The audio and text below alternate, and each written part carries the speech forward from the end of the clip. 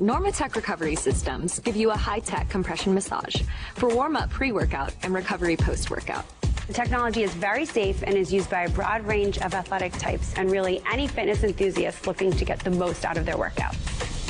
The whole idea is that we're using air compression to help increase circulation in the body. We wanted to mimic physiology, the way the body moves fluids. We went ahead and took a lot of those principles and put it into a system that you can use on your different extremities and your hips as well. Normatec has been an industry leader in pneumatic compression, providing improved mobility and profound healing for thousands of patients. We continually work with researchers to study and develop the effectiveness of our technology. It's all about creating that community space where people have a conversation around recovery and start really challenging their beliefs in what is possible and what they've known and maybe what could be.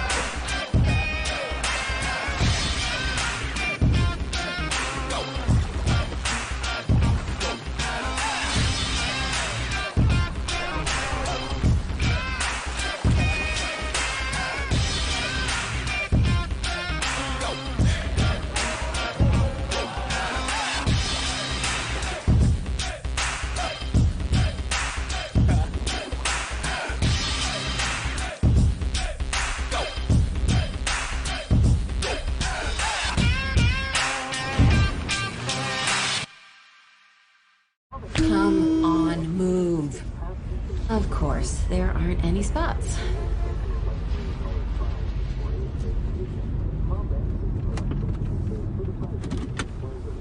A few minutes won't hurt anybody. Thanks, Grandma.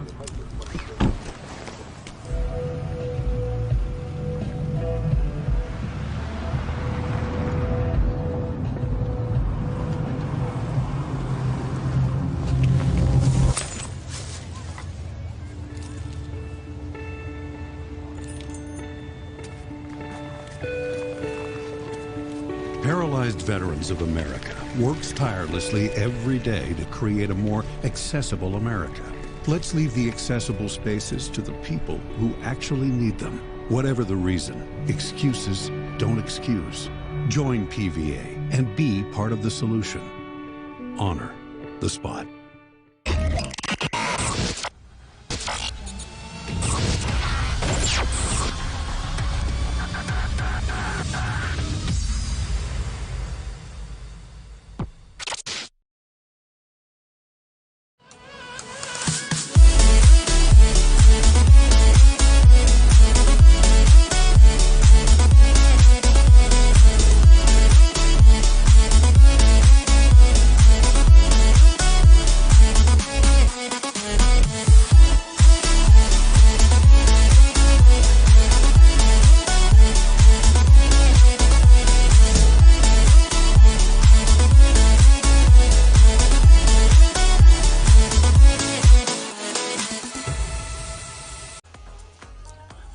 Well, welcome along. What a special day we have today. We have qualifiers, the World Championships in all this indoor racing. So two lucky people, one lady, one gentleman, are going to get through to the final on February the 26th, 2022. Who will it be? We've got a bumper lineup for you this afternoon. I say this afternoon, depends where you're riding from. I'm in London, so it's this afternoon. It's probably the morning if you're cycling somewhere in the USA, so good morning. We've got a bumper lineup for you this morning, this afternoon, whatever suits you. Starting with the ladies' race, which starts in a few minutes. We have 16 laps around St. Louis in Benton Park, and it's fairly flat, so I think it will be... I say that there are some elevation, but here we have the course. Look at this. So this is Benton Park. I think they ride the Benton Park Classic there, which is a race you can go and enter. As you see, it goes over the highway and back into town after a little loop the other side of the highway. So fairly flat, 16 laps of that. It's going to be 43.9 kilometres. We'll call it 44. So we're looking at the sort of thick end of sort of 26, 27 miles, if that's how you work. As I say, ladies up first. We have a men's A race and a men's B race, and then we have the paracycling and the other bikes such as recumbents and trikes and things like that. This is all part of the Echelon Community Series. These are the dates for your diary. You can see here we're on the Gateway Cup. 11th of December, that's on the left, 4 down in the little list. Tomorrow we're doing the Iron Horse. That is going to be quite a long race, and that looks absolutely cracking. Then we move on. These are the community dates. There are professional races on the other weekends as well. We move on to 2nd of January, 15th of January, 16th of January and 29th of January for the last 4 races in the series. An absolutely splendid series so far. As I say, we've done the in the past, we've done the the Tour of Dairyland and the Indy Crit back there. Now, so I think we're moving down the country a little bit because we were up in Milwaukee last week. We're down in St. Louis today, so I think we're going to Colorado next. So we're sort of working our way down central USA. If my geography is not quite right, please forgive me, but I think that's roughly what we're doing. So as I say, we looking forward to the race. The race starts in 2 minutes 16 seconds. It is the ladies race up first. I'm not sure that there's a huge field for the ladies course, but remember what's at stake here. This is entry and qualification to the World Championships run by the UCI on February the 26th 2022.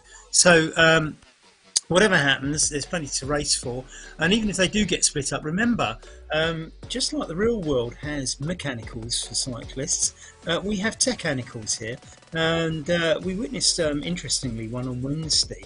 It's one of my races actually, a race I organised, and one rider got within about probably 20 metres, maybe less, of the finishing line, and had some sort of technical problem with his PC or Apple, whatever, and was stuck there as all the other riders went by and ended up finishing last.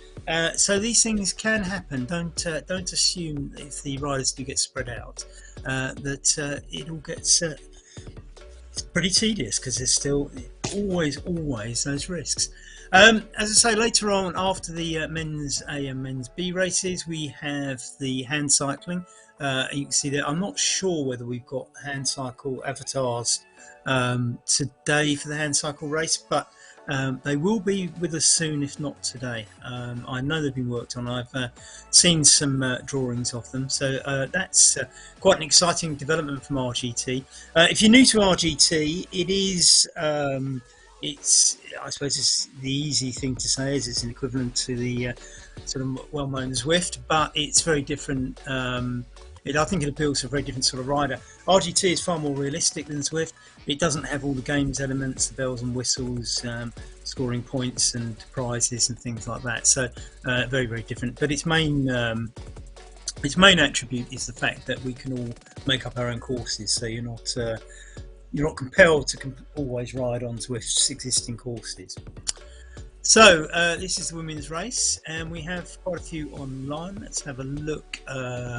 We've got Oulette, Ella, Haag. Oh, and they're off. Brilliant, absolutely brilliant. So we've got a decent lineup here. There's 11 races, so that's quite good. Yes, 11 races. I'm delighted with that. And you can see it's quite an international field. 3 from the USA there. He's moving about. Quite a few Germans by the looks of things. Is that 1, 2, 3, 4 Germans? A Finn. 6 US, I think. 6 US, 3 Germans, a Finn, and un Français, or Française, I should say, shouldn't I? Get my gender agreement correct. And we have the USA dominating the front at the moment. 2 off the front. It's only roughly 10 metres. I wouldn't expect that to split. I think the split behind this first 6 or 7 is the one that we need to look at. Between 7 and 8 now, you can see there's 20 metres already. There's somebody caught in the middle there, aren't they? Now, the thing is, are they going to get hung out to dry, or are they going to make up that gap? And Jacqueline Godby is out on front, not anymore. She's suddenly overtaken by Ola, but she's not having any of that.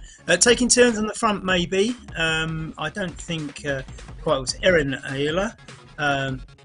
again from the USA. USA very dominant. 3 of the front 4 are from the USA, and of that batch of 7, 4 are from the USA. So a very dominant home showing here, and we would expect so. I mean, I think the times are designed to suit you guys. It's run by USA Cycling. Megan Isla is in, what is she in? Second place, and she's pumping out just under 200 watts, as we can see at the bottom of the screen. Cadence of it's changing, it's just gone up to 100, and heart rate of 179, 37 watts per kilogram. So we've got a slight gradient here. If you look in the top right hand corner of your screen, there's these two pushing out. It's a plus 1.3. When I started saying that, it was about 1.3. There's only about 17 meters of ascent in each lap, so it's not really going to have any hills. But it is possible, if you just put that extra pressure on the front when there is a bit of an incline, that somebody behind gets gapped. And I was saying that RGT is very realistic, and one of its great attributes is the effect of the draft. And once you have dropped off, of course, you lose the effect of the draft. So little climbs like that, 1.3%, seem to have done a little bit of damage, with 2 going off the front. It's a good effect, really, just using that small incline. And remember, this is 16 laps, so there's 16 times you can do that. However, if you are in a group, it does have the advantage of the draft, as I was saying earlier, and you can, of course, like these 3 ladies here, 2 from Germany, 1 from the US. They Kate Tuillet from the USA, along with the Herring and Karelis from Deutschland. Now, if you can get in a little group like this, it can save you a lot of watts over the course of the race. It won't be quite as organised as on the front, off the front. You can do that, and you see Sarah Kulis from Germany. Yeah. If you can ride in little groups and take turns on the front. It's quite hard to organise, and it takes a little bit of practice. If you've ever done any team time trials in RGT, and I can tell you I have, it took us a long time before we started getting anything like a cohesion about who was meant to be on the front. Not least because if you try and catch up, you quite often overshoot the person on the front rather than just pulling up on the back of their wheel. It takes a bit of knack. Eve Marie Herring, again from Germany. We've got 2 Germans in this little group sitting around at what have we got them at? 3rd, 4th, 5th. I'm reading the wrong thing, I think, aren't I? That's not that group at all. Herring's at the back. They're about so Herring and Karulis are back 10th and 11th, and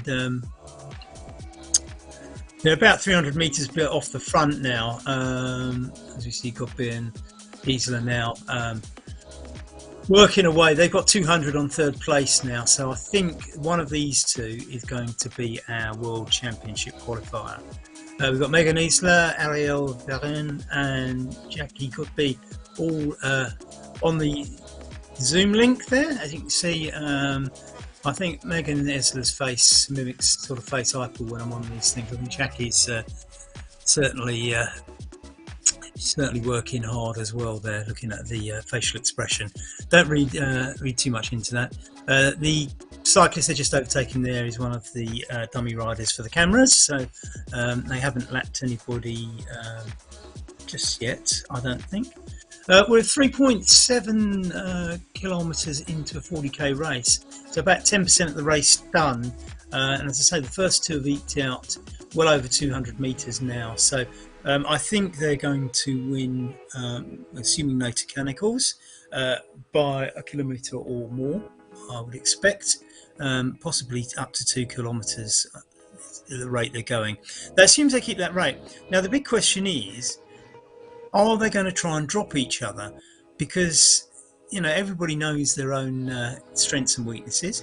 If you know that the other rider is a good sprinter, then obviously you don't really want them around at the end, so you might try and wear them down during the course. On the other hand, if you don't know your rider, it's probably not the prospect of doing another 39 kilometres solo is probably not great. So there's probably a lot of tactical thinking going on in these girls' heads at the moment. Now this is a nice little group, isn't it? Look at that, 6 riders. They are going to benefit from being together, and this group of 6 is basically 3rd down to 9th, and I suspect that at this stage in the race, nobody's really going to try and break away, because I think it's probably a good idea for this 6 to sit together and get. And Ronkainen is pumping out just under 100 watts. So this is not, they're not going full gas, that's for sure. Although Anna's not on the front, so the person on the front is probably pushing out more watts. Anna's now pushing out 200 watts because she's gone on the front, rather endorsing my comment there. So again, I think these guys probably want to sort of sit around and do the group of 6, get into the second half of the race, and see, how it pans out and who's looking tired. I suspect a couple are probably already struggling to keep on at the moment, because I know from my own experience. I mean, you see Dejan now, she's back on that group, sits in. I know from my own experience that sometimes you find yourself in a group like this, and you see Pizza seems to have dropped off that group, so it's down to 5 at the moment by looking at it. So it's as I say, it's one of those things where if you are struggling to stay on anyway, one of those little ramps that we was looking at earlier can actually just drop you off the back, and you'll never get back on again, because if you were struggling to sit on the back already, catch up is probably not an option. The gradient's up to 2.2% here as we go through this little sort of banner, and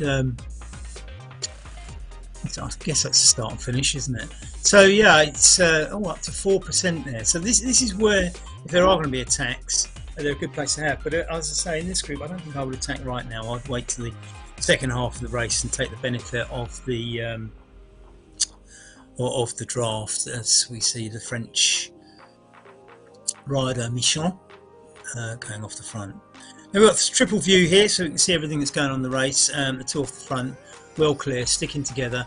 As I say, I'd rather than listening to me, it would be fantastic if we could get inside those girls' heads, couldn't it? They're sitting there wondering what they're both thinking, because they probably know that one of them is going to be bitterly disappointed and the other one is going to be jubilant. But there's a long way to go, 37 kilometres. Now what we have seen in some of these things is that one of them, the weaker one, just sort of fades away at the end, and it doesn't take a lot to break away and win.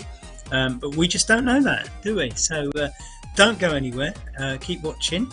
This is certainly, I think, going to be an interesting race. And the second batch, the group of 6 there, was 7, it's gone down to 6. And this is the effect of, if you are struggling and you do get dropped, I think if you get much beyond 20 metres gap when you're dropped, it's very difficult to get back on solo unless you're a very strong rider. So I think the 7th rider, who's fallen out of that, currently in no man's land, I think it's Pizza, isn't it? Pizza, the US rider. I think she's going to be in no man's land for a long time, because the 2 riders at the back are way off. So anyway, so we've got 14, so Angela Pizza, yes, she's a bit in no man's land, isn't she? 100 metres off the ones in front, 200 metres with Harry and Ulette behind. 14 riders, it seems we have. This is a good turnout. I'm very pleased with that. I mean, certainly worth taking part in the qualifier. I think we can assume that it's going to be one of our front 2 riders. It's Angela Pizza. It's quite draining doing these solo rides when you do get caught like that in between 2 groups. My instinct is that she's probably best just actually hanging on and just letting the next group catch up, because with 38 kilometres to go, I don't think she'd really fancy doing that solo. Greece here is again looking solo, but again she's got Brimmer from Canada, Carrera from France, Masterbaiki from Italy behind. So we're up to 16 riders, in fact, actually. So there's 16 in the race. My mistake. I think I miscounted earlier. So let's say Greece here from Germany is 157 metres in front of Brimmer. The question is Brimmer catching or not? If Brimmer's catching, I mean, I think Brimmer's actually falling back. So I think Greece has got a long solo ride ahead of her, because she's not. She's got something like a kilometre to the next rider up. We see the front two there. They just hit 4.9% ramp in the race. So that was one of those points where you can lose a rider, but they've stuck together. Jackie Goody and we have French rider Carrera 15th and one but last. Should have Masterbaiki Masterbaiki is 250 metres behind her. So again, she's in that solo phase, and here we have Masterbaiki. We go to the front, and they are stuck together like glue, aren't they? This has got to evolve. This is one of these sort of slow burn dramas, isn't it? We just don't know which one of these two has got the strongest legs. And with 35 kilometres to go, we're going to have to wait a little bit to find out. We've been riding 12 minutes now. We've done 8. So you can expect, I think we're going to be here for the best part of an hour before we find out. And we go around Benton Park in St. Louis on the Mississippi River, of course. And this is where they ride the Benton Park Classic, which is, I believe, a race that you can enter yourself. And I can't remember the date of it off the top of my head, but I'll get it for you in a moment. I think it is. Oh, it was in September, I think, in 21. So, yeah, I think it's a race you can get involved in yourself down there in St. Louis, Missouri. And as I say, September 22 is my guess. Is when it'll be on. We're riding it now on RGT. The scenery, now you might wonder why the scenery doesn't look like St. Louis. This is because RGT offers you a thing called Magic Roads, where you can go away, design your own roads based on real roads, and you send them in and they send them back all packaged up for you like this. The thing is, you get stock scenery. I don't think anybody's going to draw every house and building in your neighbourhood for your little local ride for you. So you get stock scenery like this. So even though you're riding through the city centre, over the highway bridges and all the rest of it, you get these nice wooded scenery. You do get a choice of landscapes. This is the sunny one, the standard one. I tend to use on my races. I do pick the Northern Europe one because it's, you know, a bit grayer and it rains a bit, which is what we're used to in London. So it's not only that, I run my races right through the winter, so I've got that winter feel. But here we are in the joys of summer. Megan Isla, Jackie Godby and Erin Ayla are on the Zoom screen, as you can see, and I think Erin's looking quite calm and collected, isn't she? Jackie's sort of looking steady, and Megan certainly got that mouth open for extra oxygen intake, I would suspect. I know how it feels, so don't take that as any sort of judgment at all. I'll probably have my mouth wider open than that and gasping if I were in this race. So, looking at this group of 6, this is a tidy group of 6, isn't it? So we are just having a look there. It is interesting. I think you need to look at some of the torsos there. So, for example, Michel, the French rider, has a male avatar. I don't know whether that is necessarily significant. I mean, I know when I've been in these races, there have been ladies who hadn't realised that there were female avatars, and certainly, I think at the beginning of RGT, it may have been that there weren't any or something like that. So we won't be absolutely certain, but I think if you look there, Michon is definitely using a male avatar, so that will be investigated by the judges at the end of it. I don't think Michon is going to get into the World Championships based on current positions, so I don't think it'd be worrying from that point of view. But of course, this is part of the Echelon Community Racing Series, and as such, it means that there are points on offer. So this is changed afterwards if it turns out that anybody's been technically doping, and I say technically doping by that, you know, it's putting the settings wrong on their machine, then there's they are taken out afterwards. And we certainly had a couple last week that we suspected, and when I saw the final results, they were of course taken out correctly. So this is a well organised, well oiled machine. So we see Jacqueline Godby out there on the front. I'm not sure if Isla's getting slightly dropped there, because the gap's small, but it's easing out a little bit. I mean, I certainly, I think it would be a brave move by Jacqueline if she did try and go out solo at this point. But on the other hand, if she doesn't fancy a sprint at the end, this might be a very, very good tactic. I'm not sure. It seems to be just pulling out a little bit, doesn't it? But it doesn't always tell you the whole story. And in fact, I mean, even if you look at Megan's position there, if you look in the top right hand corner, she's still getting a watt saving of 45 watts. As close, oh, she's got closer now, and it's got it. Okay, but it's gone up to sort of 75 watts saving now that she's right on Jackie's wheel. So you can see that even if you do get that sort of 10-metre gap, you can still be all right. But like I say, I think once you get over 20, as they overtake Greece, the German rider, back marker. But as I say, I think once you start getting over 20 metres off the, you know, it suddenly becomes tricky to get back on. And I see this has happened again. Look, although Megan got back on Jackie's wheel, that little gap's happened again. I wonder if Jackie's actually just testing the water and putting on little spurts and seeing what Megan's got in the tank there to respond. And of course, the other thing is, she might actually just tire Megan out along the way. Of course, the other side of that coin is that the danger is that Jackie tires herself out by doing all this. So maybe nobody will benefit, but I think they're probably little teasers. Megan certainly responded and got back on every time, as we can see the two of them on there. As I say, look at Megan's face, it's very much like mine. Whereas Jackie looks, she's got a very focused expression, hasn't she? But again, I think she's put in a heavy shift there.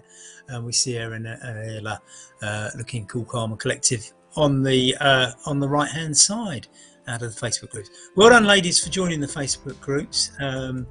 I think I would be just sort of blowing out of every orifice if this were me. So I think you're looking far cooler than I ever do when I'm doing these. So well done, girls. It'd be interesting to see. This is quite this is a battle of wits, isn't it? Whereas here we have the little the group of 6 all nicely riding together. I think the group of 6 is going to try and stay. My bet is they'll stay together beyond the halfway stage of the race, and we're over a third of the way through the race now. We've got 30 kilometres still to go in this World Championship qualifier, UCI World Championship qualifier. So don't think it's anything less. This is with the cycling's top body.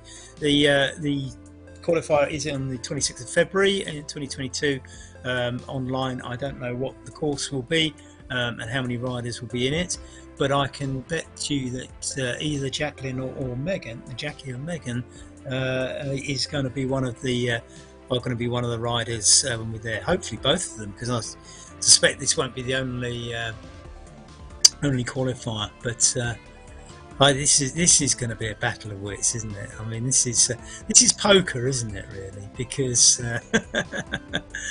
it's one of those things. Do you know what it reminds me of? It's those when you're watching those Grand Tour races and they're going up one of the mountain stages, and no one really knows who's got what in the tank. and people do little digs and see how the others respond. I suspect that Jackie and Megan are going to be probing like that throughout the race. Group of 6. This is I suppose effectively what we might call the peloton in this race, and they're getting the benefit of the draft as they catch up with Mastic Bike. I think Mastic Bike is probably not a real name. I think Mastek is probably the real name, so I'm going to use Mastek. That's okay. Gets overtaken there, and we look at. I don't think we read too much into this. That has strung out a little bit though, hasn't it? That group of 6. Will it come back together again? And it's Anna Ronkainen, who was racing with us last week, I remember, from Finland, and she's putting on a bit of spurt at the front. The hardest bits of the course that you can identify them in terms of gradient, because if you look at the bottom of your screen, to the right of with now we're with Verhagen, Ariel Verhagen, sorry, from the USA. So we're with Ariel at the moment, and she is, if we could see it, but we can't, you'll see at the bottom of your screen there's a green strip across. That's basically the profile of the race, and where that green goes a little bit brown, or in some places it might even go blue. Brown means you're going uphill, sort of orange, brown or red, and it there's a little bit near the beginning, a little bit near the middle, where the gradient goes up a little bit. And those are the places where I think we'll get the attacks. Like I say though, my instinct is that the attacks are probably going to happen in the latter stages of the race, when people need to make moves to get themselves somewhere. In the meanwhile, the group of 6, which was a little bit strung out, is back together again. There seems to be more than 6 riders there, but I suspect that's probably a back marker latched on for some reason, because it's certainly, if we look at Michon at the moment, and we're with Ariana Verhaeren again at the 6th place. And you can see that 3rd down to 8th is the group that are together, just 8 metres separating a lot of them. Pizza is behind, that's Angela Pizza, is another few hundred metres behind. So looking down the list, we can certainly see that Greece and we've got Angela Pizza here. Angela's still in that no man's land that we were talking about a little bit earlier, 800 metres behind Michon. As I say, I'm not 100% sure that Michon is going to stay qualifying. We're looking at 10th place here now, Herring, Carolus, it's Eva Marie Herring, and Carolus and Yvette, and let's say, where are they in the yeah, I mean they're 300 behind Pizza, and it's I think those sorts of gaps, I think somebody can drop off a group and get caught, but I don't think a group would naturally catch another group in front of it. Having said that, I think that the possibility is that a group of 6, if people ahead of them begin to tire, could catch them. The only thing is the people ahead of them in this instance are of course the 2 leaders, and I think the 2 leaders are out there for the duration, so I think it's reasonable to assume that I think the 2 groups will be the interesting ones, won't they? I mean, I suppose there's 3 groups. There's the 2 out the front, there's the Kate Ouellette group, and then there's the group of 6. So I think there's 3. The race is fallen into 3 parts, and this is the group of 6. But like I say, there's more than 6 riders in there. But I think they've picked up somebody from a back marker of some sort. So Jackie and Megan still stuck together like glue. Now we're obviously focused on Jackie at the moment. If you look at the bottom of your screen, as I was explaining earlier, you'll see that there's some little white dots. They're where the riders are. The big dot is the rider we're focused on, so that's Jackie Godbey at the moment.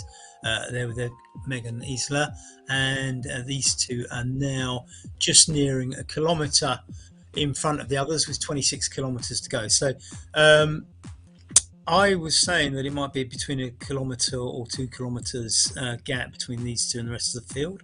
I think I'm going to be way off. I think it will be between 2 and 3 kilometres based on this.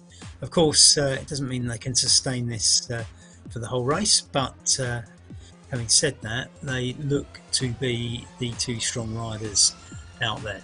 They're followed by the group of 6, remember. Then we've got some solo riders, and there's a group of 3 to the ULEC group. So 3 races effectively to watch now. This has split itself into 3 races, shall we say. Now this is, say, the group of 6.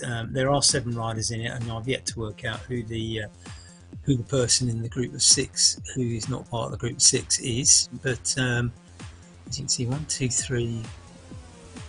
Hang on, 1, 2, 3, 4, 6. It's, yeah, I can't work out which ones. Oh, 13. Yeah, so it's I see. So that's the Italian rider Mastek, which is the interloper there. In fact, there's 8 riders in the vicinity, but I think the other one being dropped off there is presumably a back marker they're overtaken. So, as I say, Master Bike from Italy is the one that shouldn't be there. We'll have to have a look at this group, I think, just to check out that there aren't any male riders in there that shouldn't be, because as I say, I think we've got 16 riders at the moment.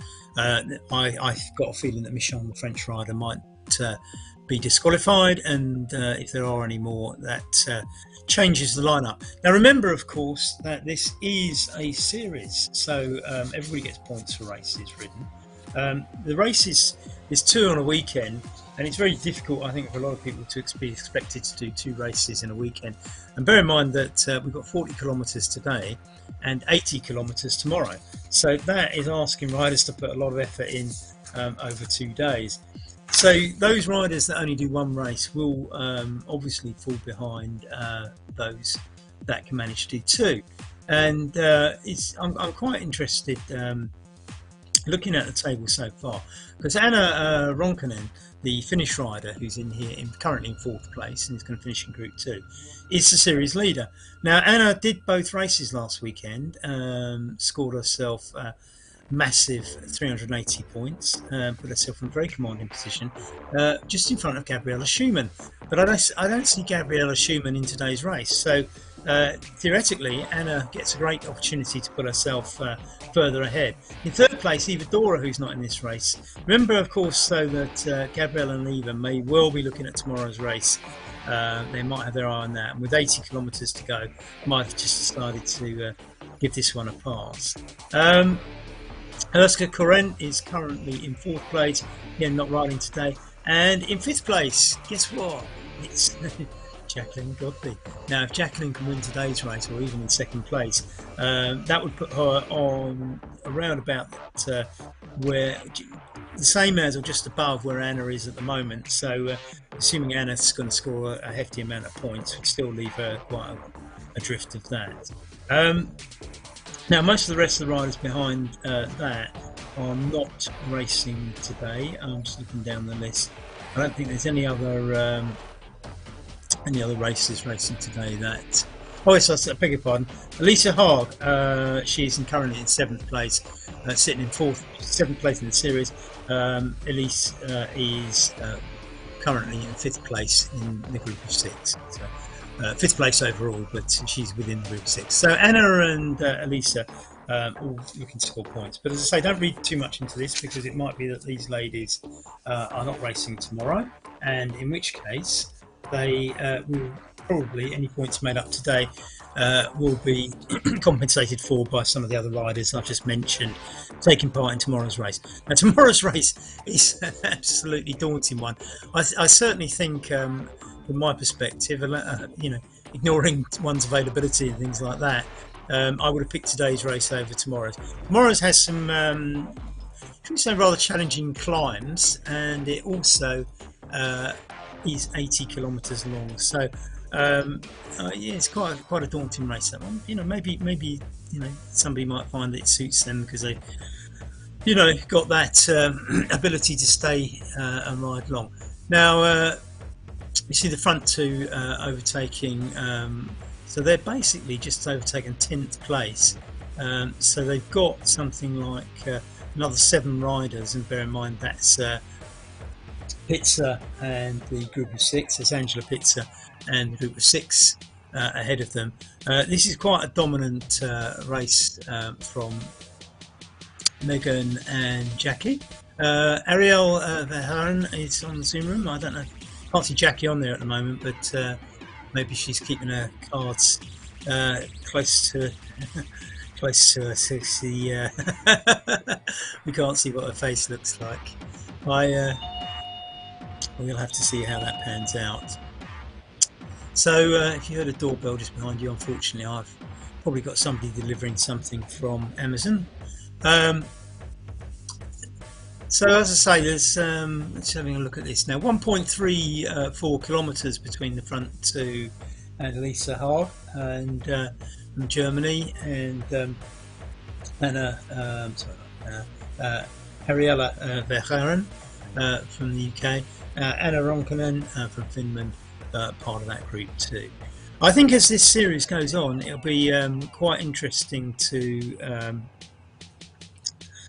quite interesting to see how many races the girls enter in order to clock up points.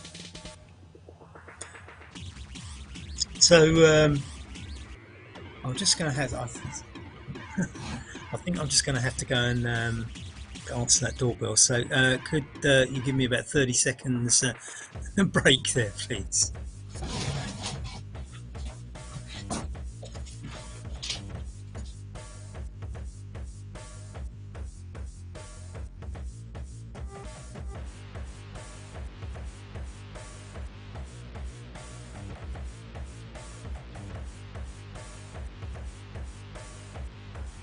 Right, all back, all sorted. It's so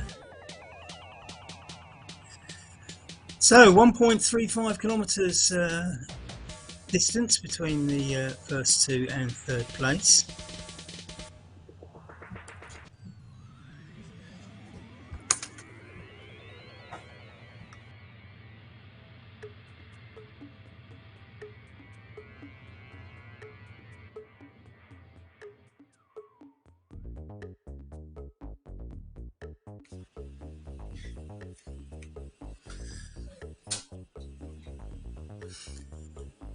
So the group of 6 still tidy and together, and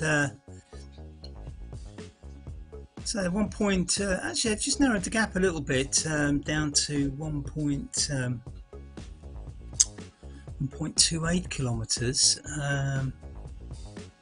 between Megan and Jackie. Maybe they're working together. Maybe there's a little bit of fatigue setting in on the front too. That wouldn't. It would be a total surprise. We just come up to halfway in the race, so we just done the halfway stage. So that's 8 laps out of 16 done.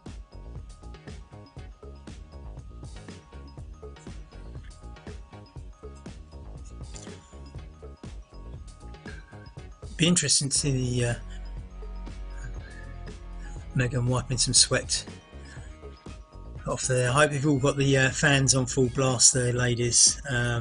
It's and a nice mat under the bike. I must admit, when I first got one of my when I first got my indoor trainer, I wasn't aware of how much I was going to sweat, and it took me a little while to realise that I absolutely needed a fan. Jacqueline Godby, Megan Isla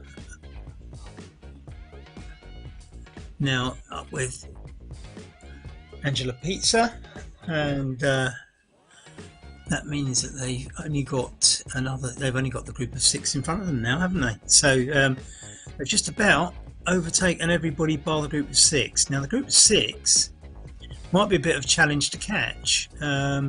The gap between them is now 1.37 kilometers, but it's gone into 1.4. It was 1.28 last time I looked before that. So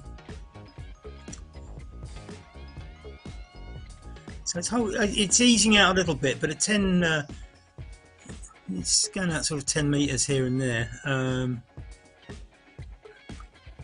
whether or not they'll catch them. So I'm just thinking if they've made up sort of 1.5 kilometres over half the course, and if you assume they're going to get 3 kilometres over the whole thing, it's interesting to see whether they're going to catch them or not. It's going to be very, very tight, isn't it? I think the group of 6 might hold out, and bearing in mind they've got the effect of the draft and everything else like that, it's probably, I would imagine the gap is coming up. You know, the gap's increasing, isn't it? Jackie's still off the Zoom room, so we won't know how she's looking. Megan seems to be putting in some effort there, doesn't she? She is going for it. You go, girl. You're doing a fantastic job. Erin Ayla and Ariel Vaharan making up the Zoom room for us today. All doing it inside the house as well. It's an interesting thing. I tend to ride in the garage, which I suspect, and I would like to think, gives me the advantage that the temperature is slightly lower than inside the house, certainly in the winter months. Now, I think what is interesting about this is that Jackie has spent, every time we've looked, Jackie seems to be on the front. So Jackie is towing Megan around the course. Now, this could be Megan being very, very smart and letting Jackie do the work, or maybe Megan's hanging on, and we don't know, do we? And neither does Jackie. And it's quite interesting though that I think Megan's getting the best result. Now, if Megan's got a good sprint, that could be absolutely devastating for Jackie. If Jackie has got the power to keep going, there's one or two things happen. I think you just reach the point where Megan can't sit on your wheel forever, and or Jackie has a sprint anyway, so we shall see. But Megan's right, she's riding superbly. I mean, this is you know, to sit on somebody's wheel that close takes a little bit of discipline. I was explaining earlier in this, if you've ever done team time trialing on this, it takes a bit of effort to get to that point where you can actually just sit on somebody's wheel without sort of yo-yoing backwards and forwards as if you're on a piece of elastic.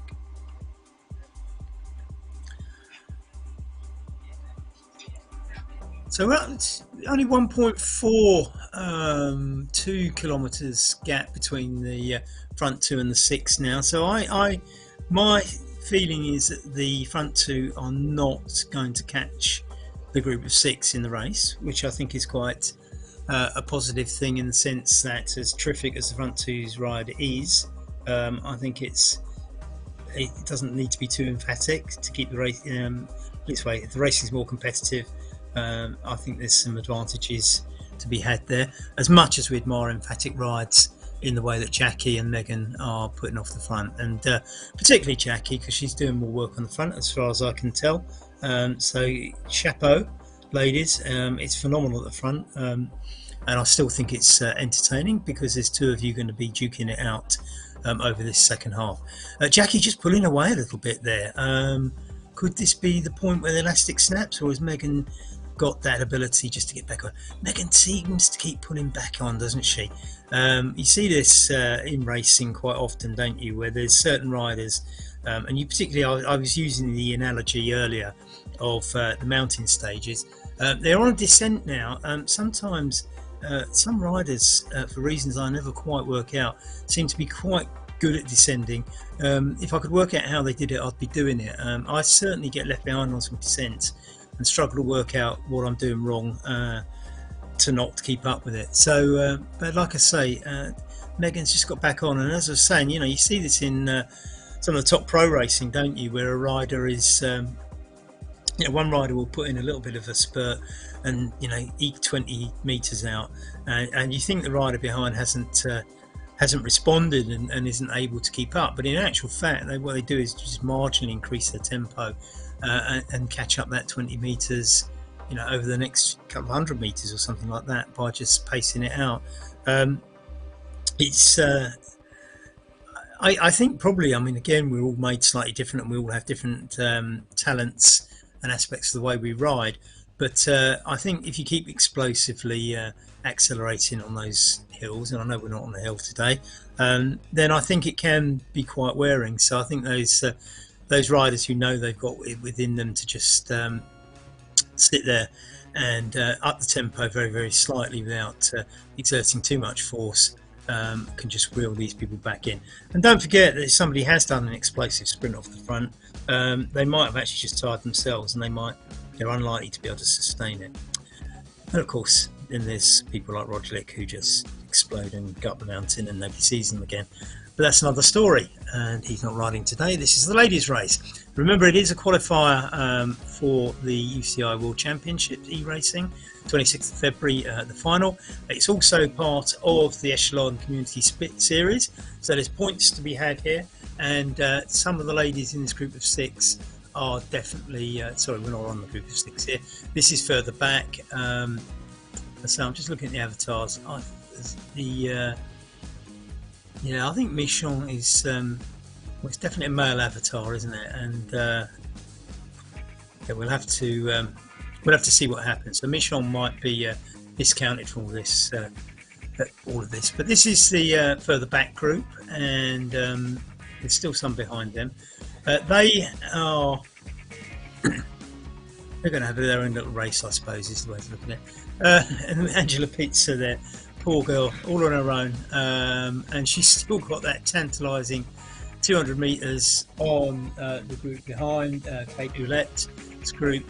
I think Angela, right, she might finish 9th, but it probably is the hardest race out of the lot, because she, I ignore, unfairly ignore Jackie on the front there, but I think Angela Pizza has done this all solo. She's maintained that gap in front of the group behind her, whilst not being quite able to make up group in front of her. So it's quite hard to do this, and I think we don't underestimate just how hard it is. And you might argue, for example, if Angela had been in one of the groups and had to do less work, she might have, let's say, been sailing away and had a lot of strength at the end. But she's ridden a stoic race, 200 metres ahead of Krulus. All right, she's over a kilometre behind 7th place, or 8th place, sorry, and the group of 6. But nevertheless, I think Angela Pizza is one of the stars of this race, actually, because she's had to do most of it solo. That's my view. You can take your own view and write in and give us your other alternative views if you like. There's certainly a lot of heroes out here today, aren't there? I think even those further back.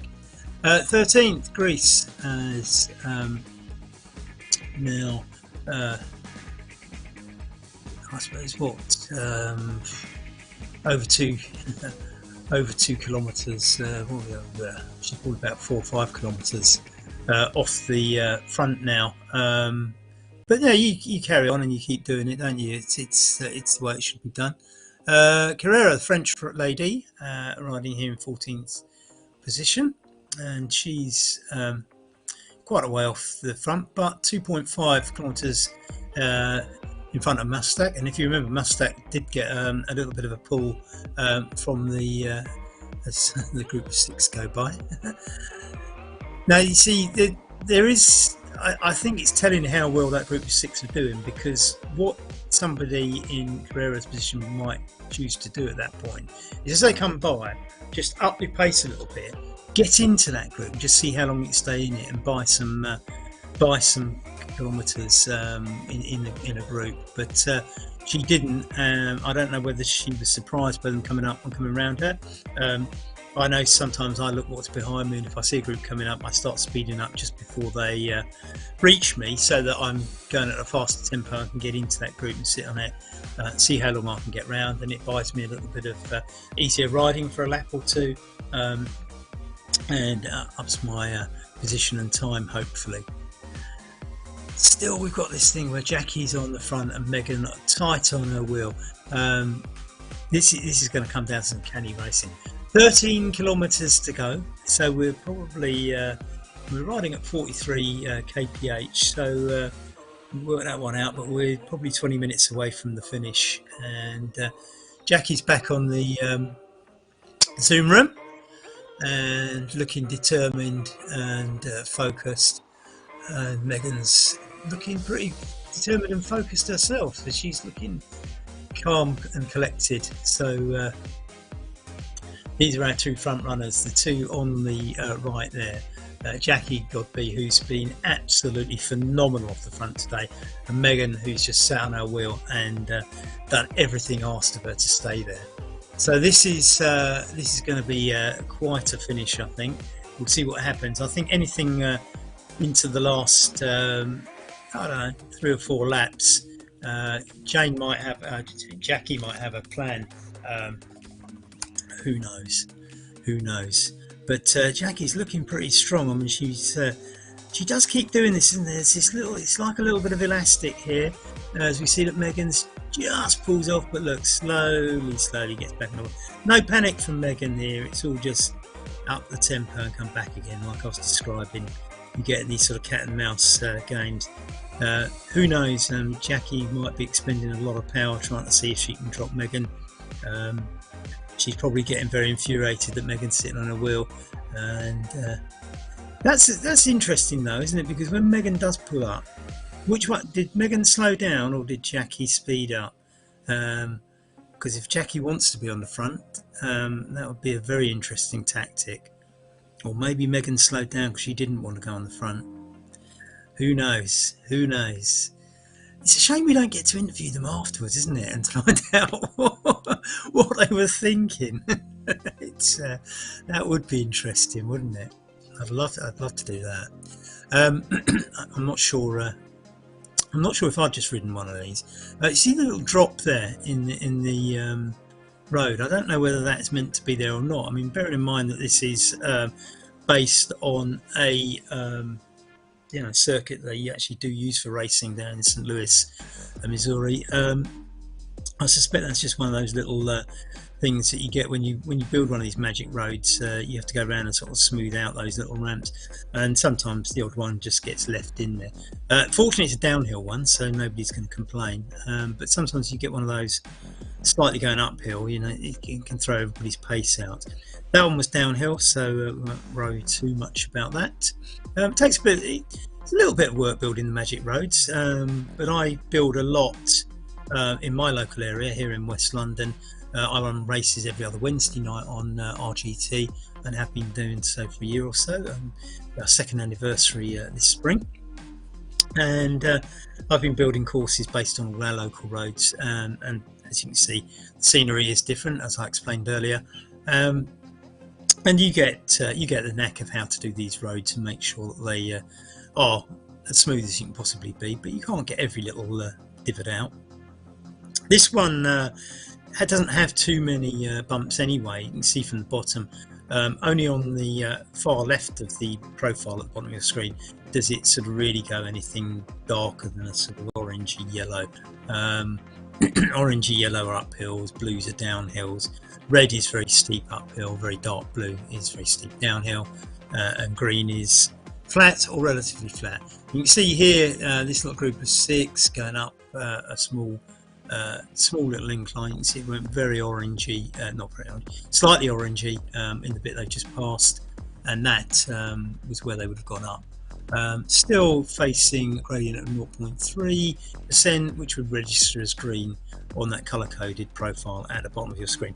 So the only really tricky bit is quite near the beginning of each lap on your left-hand screen. We can see it does sort of go a little bit orangey, and there's a little bit sort of near the middle where there's that very small rise. But do remember, if we look at Lisa Hart pushing out just under 200 watts, 76 cadence, 166 heartbeat, and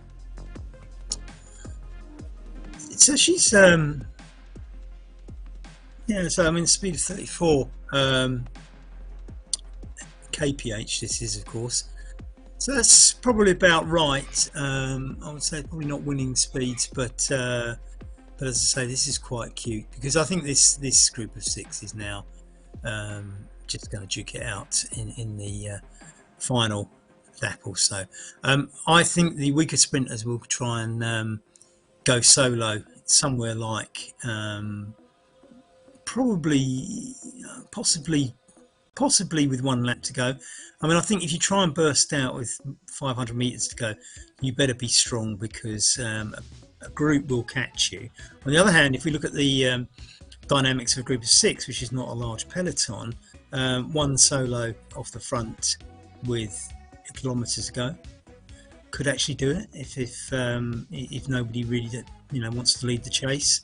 But certainly out of the front 2, I mean, if either Jackie or Megan goes with a kilometre to go and breaks the elastic, then that will probably be enough. We shall have to wait and see. So we're under 10 kilometres to go now in this race, and no change.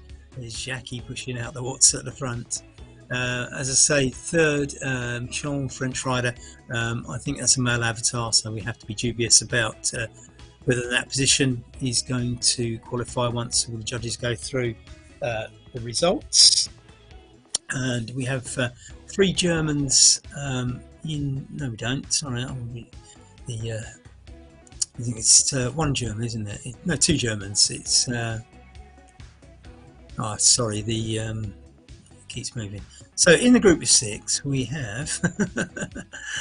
We're not looking at the group of 6, are we? So we're in the other group, aren't we? The one that's chasing Pete. So this is a group of 3. So what we have is Kate Ouellette, Carolus, and Eva Herring in this little group, working together nicely, I would imagine. And again, the same. All the thoughts that we were describing earlier must be going through their heads. Can I win the sprint? In actual fact, I'm just pleased to be, sometimes you might just be pleased to be in that group, and you think, well, if I come third in this group, it's better than being in the group behind. So Angela Pitzer, who I think deserves an absolute she's a star. She's going to finish 9th, but I think in fact, she'll probably be 8th, won't it? Because I think Michon probably will get disqualified, so she gets a bonus place anyway. But I think she's been an absolute star. She's done the whole race solo, held off the group of 3 behind. It's a shame, probably, that she didn't manage to get in the group of 6, because she's clearly a strong rider and would probably be doing quite well if she'd managed to stay in it. So, group of 6 still going away. Elisa Haag and Ariella Verhoeven. Who else have we got in there? Erin Ayala and Wagner, German rider. I'm not sure of her first name. Maybe we can have a look at Wagner, who's in 8th place in actual fact. And he's the other German, in fact. Wagner just going on the front for a moment there. In front of Elisa Haag, now taking it over. So 2 Germans in the group of 6. I was stumbling over that a little bit earlier, wasn't it? Anna Rankanen and Ariella Verhoeven. And Michon, as I say, I'm going to commentate on the assumption that Michon is not going to qualify for a place in this race, because it's a male avatar. We can't tell from the names, of course. Sometimes there's a little bit of a giveaway when we flash the name up on those ones too. But anyway, so we are 7 kilometres from the end. Not long to go now. And Jackie doing another one of those little, puts down the pressure on the front. Can Megan stay there? Megan drifts back, maybe 10 metres there, but slowly claws it back again. It's the same thing. This bit of elastic always pulls Megan back, doesn't it? The 2 US riders absolutely storming it. So I think it's fair to assume with 6.7 kilometres to go that the qualifier for the World Championship Finals on February 26th will be one of our American ladies on the front. Which one? I really don't know. You're both absolute stars, ladies. I think the way you've taken this race to everybody else is phenomenal. Well done. Jackie for being on the front all day, Megan for managing to stay on her wheel. He's obviously been digging in front of you. My other star rider of the day, Angela Pizza, just for riding solo in between the groups and maintaining distance from the one behind. Phenomenal. But we might still have some surprises to go. I mean, the group of 6, I mean, the final bits of their race could be absolutely explosive, and we have that group of 3 too, don't we? So, well, I don't switch off yet, because this has got plenty to play out yet. So, group of 6 here, Lisa Haag, and on the front there, just in front of Ariella Verheeren from the USA. Coming up on the outside there is, or on the inside now, Anna Reinkamp. Remember, Anna is quite well placed in the series rankings, so these are, she's when I say well placed, she's actually in first place, but I think Anna is going to be, she may not qualify for the World Championships, but I think Anna is going to be very happy with today's results. As I say, there is another race tomorrow. Whether or not Anna's going to take part in that, I don't know. And that's the thing. If you take part in every race, you may not even need to win the series. You may not need to win the races, is what I'm trying to say. So somebody like Anna could be sitting here saying, well, 6 is, I'm going to sit in this group, that's fine. I've got another big race tomorrow, pick up some more points tomorrow, and the series starts looking like it might be going to Finland. And very fair play to you, Anna. You might argue that somebody could do all the races and not win any and still win the series. My answer to you would be, what's wrong with that? Because they've ridden more kilometres than somebody who turns up once in a while and wins. You've got to be in it to win it, and if you're in it regularly, you've got a good chance of winning it. So I think strategically, Anna might be one to watch here as we go through the series. Certainly, if she races tomorrow, I think we can assume. I love that kit that Erin Hurler has. I'm not sure what kit that is actually, but it's certainly a bit classy, isn't it? That sort of purple and orange with the chain links in the middle, in a little circle. Nothing different on the front apart from the distance left. We have Jackie pushing out the watts on the front, and Megan sitting there slyly on her wheel, taking all the benefits of the slipstream. 4.5 kilometres to go. I think this is probably going to get tense. I'm sure the 2 girls are now sort of sitting there wondering what the other one's feeling like. I'm wondering what you're both feeling like. So it's absolutely cracking race, this, isn't it? I mean, we've got 3 races here. We've got the 2 girls on the front, which is like a game of chess. We've got the group of 6, and we think, my guess is they're going to stick together for a little while yet, but that'll all explode towards the end. Then we've got Angela Pizza, who's, if she holds that position between the 2 groups, having ridden solo for so long, has to get some sort of accolade. And then we've got the group of 3. So, if you want some entertainment, you know where to come. ZMS, Echelon Racing, Community League, and we've got plenty more to come. Don't forget there's a men's A race and a men's B race, hand cycling and special bikes race still to come today, and that all of them are going to do another race tomorrow, 80 kilometres tomorrow. Well, I would sort of bring in the sort of sandwiches and tins of drink and sit down and make yourself comfortable for watching that. Sure, it's going to be an absolute thriller. Can't wait to see how many ladies turn up for that one, and which ones, because there's quite a few who are doing well in the series who aren't in this race, and if they all tussling with each other for points tomorrow, that could be an interesting race vis-a-vis the overall standings in the Echelon Community Series Ladies Open League. Now, it'd be interesting to again, we can't ask them, but be interesting to know what they thought. I mean, some people, because this is a World Championship qualifier, might have looked at it and said, well, if everybody enters for the World Championship, I might be further down the field and not get some points, so I'll go for the long one tomorrow. Other people might have looked at it and said the long one's quite a long one, that's going to be bit attritional. Let's go for the short one. Who knows? And of course, until you get on the start line, you don't know who else is racing, so you don't know what the others have done.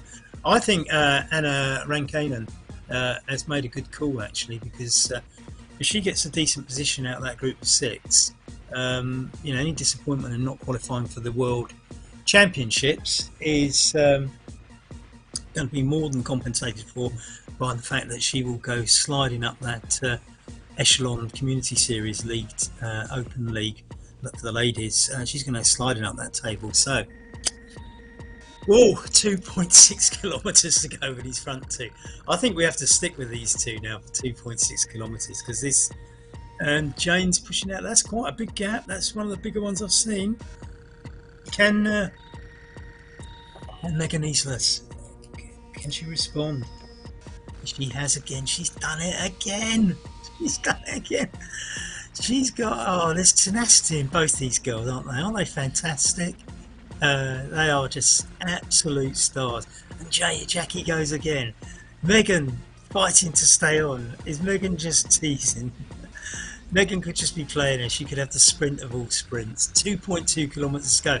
Jacqueline Godby leading Megan Islas, as she has been for most of the race. This is going to be phenomenal. We're down to the last 2 kilometres. Jackie goes again.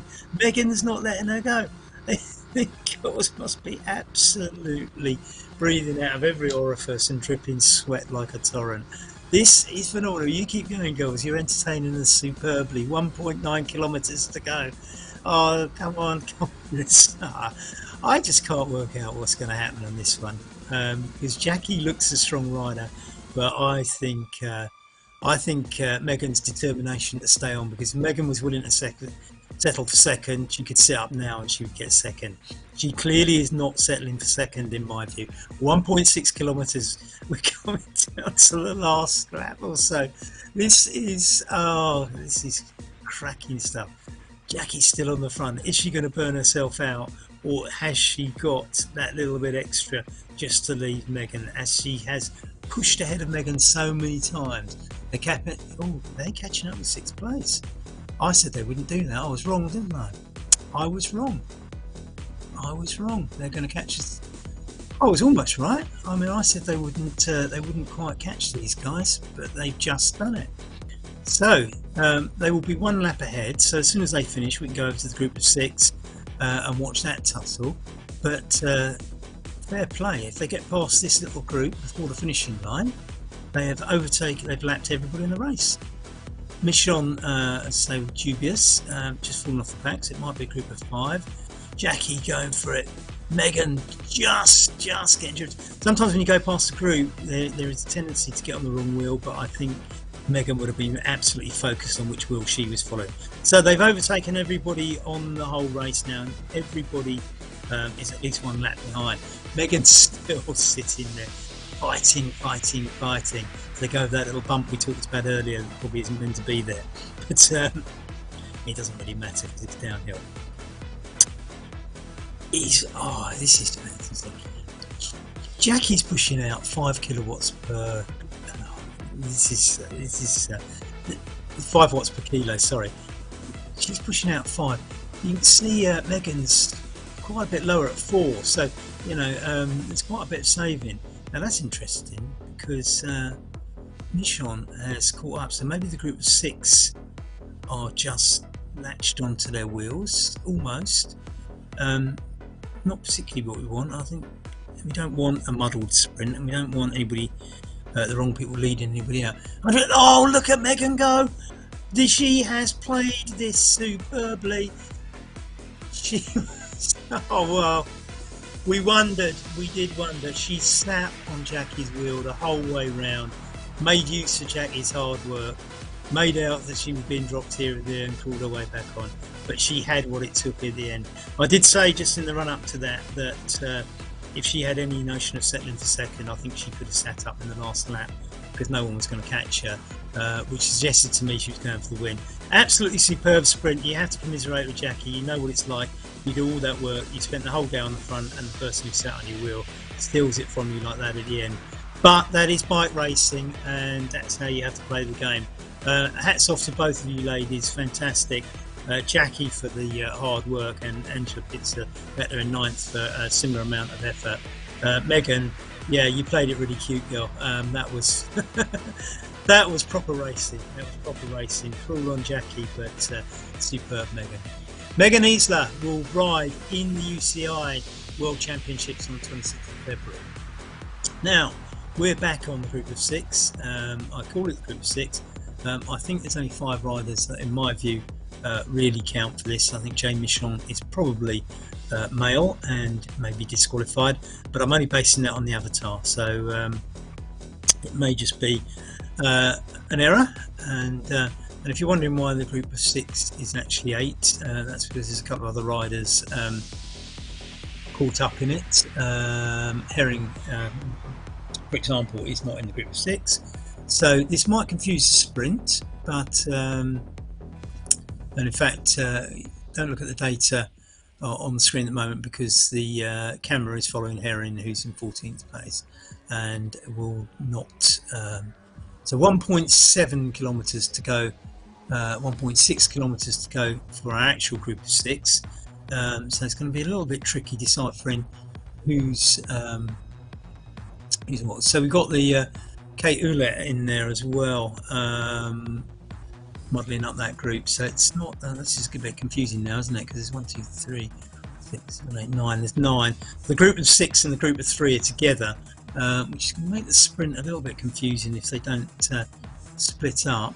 And the other thing is, Kate Ouellette might have just pulled a trick there. Oh, things are ratcheting up in the group of 6, I think, because they realise the sprint's coming, and it's Anna Räikkönen, who is current series leader, going for it. Oh, look at that! That's straight off the front. Erin Ayla, no, but that hasn't stuck. Anna's back again, kilometres to go. This is too early for a sprint, really. Herring there, of course, is in the group of 3, not the group of 6. So there's group of 6 are coming up to the finish, under a kilometre to go. There's 3 riders in there who are not on their last lap, so this is all a little bit confusing, and if you are one of the riders, you need to be following the right wheel. Now Anna's gone for it again, and I think the group of 3 probably aren't responding in the same way, in the sense that they're not fighting for a finishing line here. If you're in the group of 7, group of 6, then you have to. Kate Ouellette going off the front there. Now this might be tactical as well, because she probably works out that if the other riders in her smaller group of 3 are following the wrong wheel and she gets off the front, she might buy herself some space, but it hasn't stuck. What we've got off the front is Erin Ayla, and Anna's gone for it again.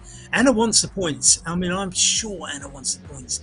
She's gone too early though. I mean, to my mind, 300 metres is too early if you're really going to sprint out of a group this size.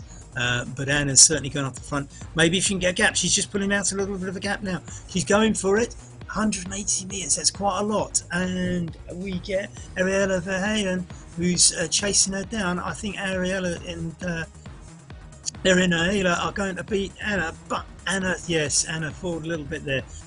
She ends up in 5th place, so she lost a rack of points on the line there. But I think she did go a little bit too early. And the other girls did well to bring her down, to catch her up and bring her in, reel her in anyway. So next up to finish with 2.6 kilometres to go. So that's a mark of how big the gap was between the group of 6 and Angela.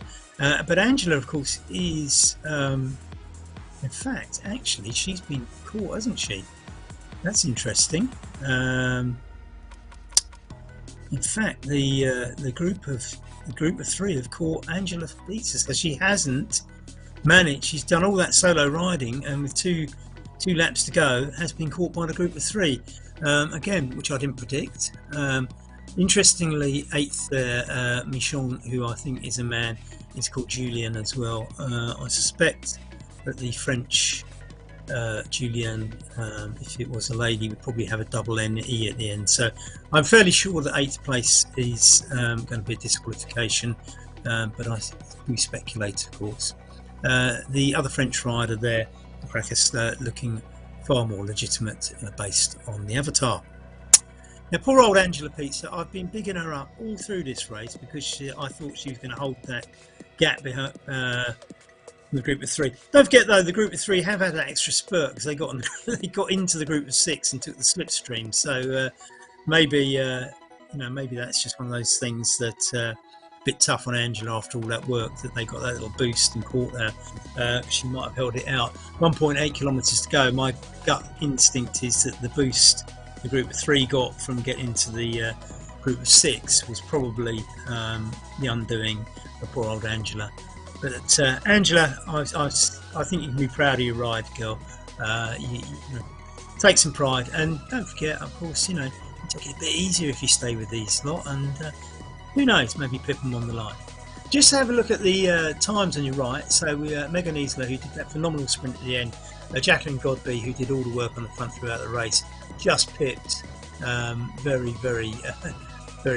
oh, it's such a shame, in the points 0.07 of a second. And Erin Arela and Ariel Verhaeren just pipping Anna Ronkainen from Finland at the end. They were over 4 minutes behind the front 2, but they all came in the clutch, as you can see, right down to Julien Michon, who we think will be disqualified, because we've got a feeling that might be a male rider in the women's race.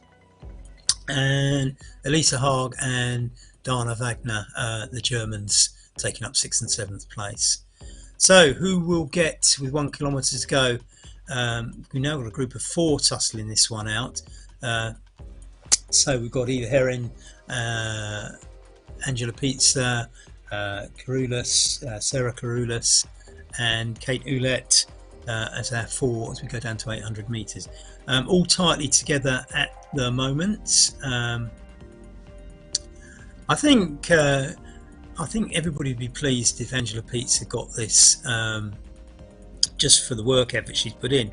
But one has to say that when you've ridden solo for that long on your own, if you've got the legs left for a sprint, then that's be very surprising. So it's basically Deutschland versus the United States of America here. Sarah Carulus, Eva Herring, Kate Ouellette and Angela Pizza, the 4 riders. The Germans in that white and black kit, not too dissimilar from the German national football team's kit. I don't know if that's a coincidence or it's not. Sponsored by Rose Bikes there. I should know the name of their team, but I can't remember. Kate Ouellette riding for Team Lou, which is Lou Rick's team. 200 metres to go. No signs of anybody really going for a sprint. I guess Carulus going to sneak out from the back. Certainly some riders do know how to do this, but here they go. It's the Germans going for it. It's going to be the Germans. Is it? Yeah, I think. Oh, I don't know. Angela Pizza. Oh, not quite. So Germany, USA. Kate Ouellette slightly dropped. Angela Pizza not quite making up on the first of the group, but certainly clawing back 1 place, as we can see from the results. No, we can't see from the results. They're not quite up yet. They'll be up in moments. Don't worry. So as I say, Angela Pizza just beating Sarah Carulus on the line, but not quite getting up to Eva Herring in that little duel.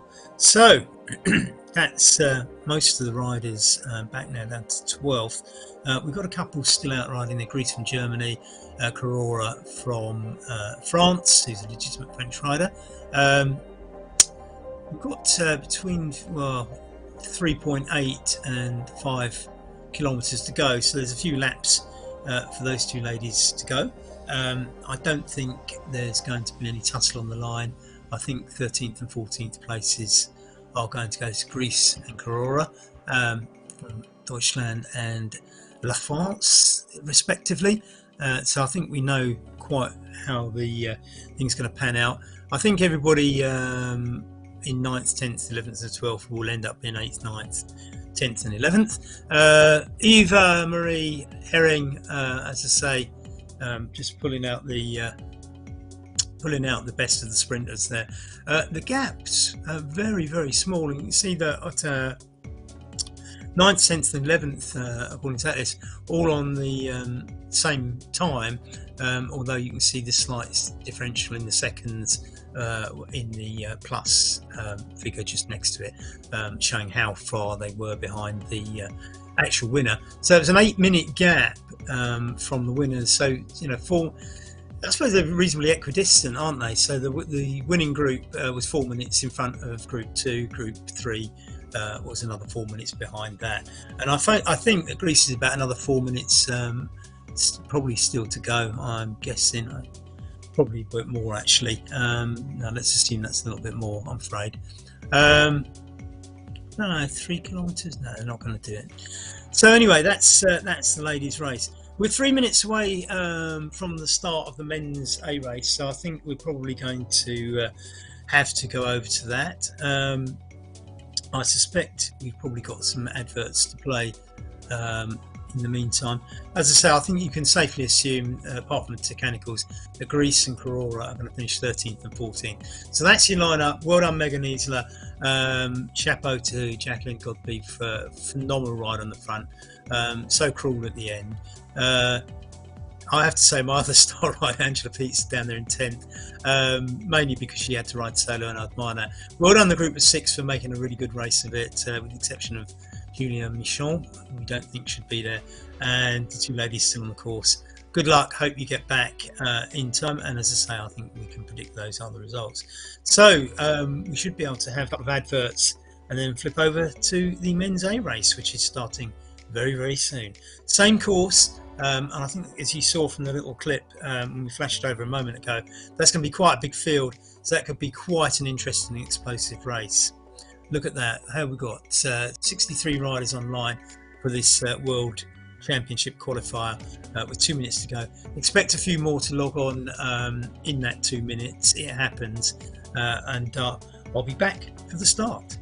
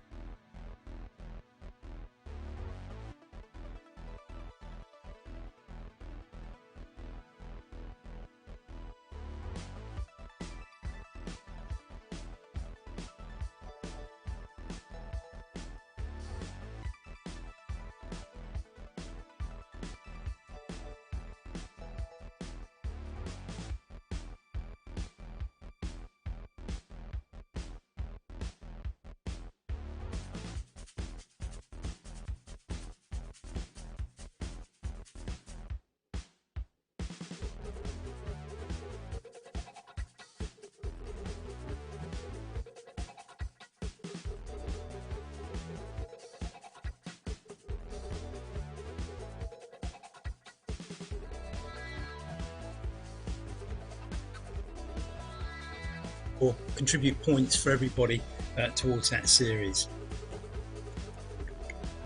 And they're off. And the race has started. You have to pedal like mad in these starts, and then it tends to sort of pull itself back together, get into a peloton. And we see some familiar names on there. You can see how strung out it is. See how strung out it is just as we go around that bend. 1 or 2 people will not quite stay on that, and that's, in terms of winning the race, that's their race over. But this is a key point in the race. If you can get into the peloton now, you can sit in. So as you can see, it's a 44-kilometre race. It's 16 laps of this course in Benton Park in St. Louis, Missouri. Now it's basically flat. There's if you look along the profile along the bottom, you'll see it goes a bit sort of orangey in the bottom left-hand corner, and there's some teasing almost orange in the middle. There are a couple of places where the gradient momentarily hits about 4.9%, I think, but it's not long, and I think you can assume that the riders, certainly the peloton, will not be affected by that. I mean, somebody might drop off the back, but I don't think it'll be too bad. So we see Mark Rowbottom from Ratio Racing in that familiar Ratio orange and black kit in second place now, tussling with Bard and Revel at the front. 3 British riders as it happens. Mike Lister in there as well, making it 4 British riders. Mike Lister down there in Torquay in the southwest of England. But now they've all been pushed to one side by Bouchard Howe from the USA. I wouldn't read too much into this. You can see the size of the peloton. It's quite large. There might be 40 to 50 riders. Kevin Bouchard Howe is the US rider who's usurped everybody on the front, and he is riding on home turf, I suppose. I don't know whether whereabouts any of these people come from. Liam Bard, one of the British riders that is on that little group at the front. I wouldn't read too much into this. I think they'll go up and down the peloton. And what you might see is certainly as they go around each lap, you might see the odd rider just drop off at that early point where it goes orange on the profile at the back.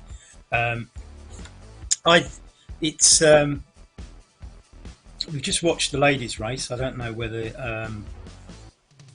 you've been watching with us or not. There is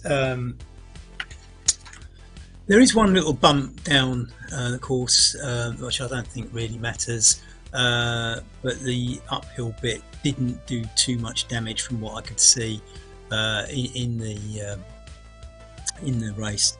I think in the peloton like this, though, somebody does want to push hard on the front. And if you look at the bottom now, you'll see that the white dots along the bottom are where riders or groups of riders are. The big blob, the bigger white one, is the rider we happen to be following at any one given point. And you can see we're just coming to the end of the lap, which means we're just hitting the other side of it now. We're just about to hit that point where we go up the slope. Now, it might be that if somebody on the front of the main peloton pushes up that little bit of gradient, somebody might drop off the back who can't quite hold that pace, and the peloton might thin. And with so many laps, 16 laps, well, 15 left obviously for the front group, that is going to attritionally lose a few people off the back. But I still think we'll end up with a large peloton on this one. It's just too flat to thin out the field, is my expectation, as these guys further back finish their first lap. Mike Lister just chasing down Gavash. The British and the Americans certainly dominating the front positions for some reason in these early stages. We have a transatlantic union of some sort, and certainly Zach Harner in there, Mike Lister, Jesse Seaman, Liam Bard.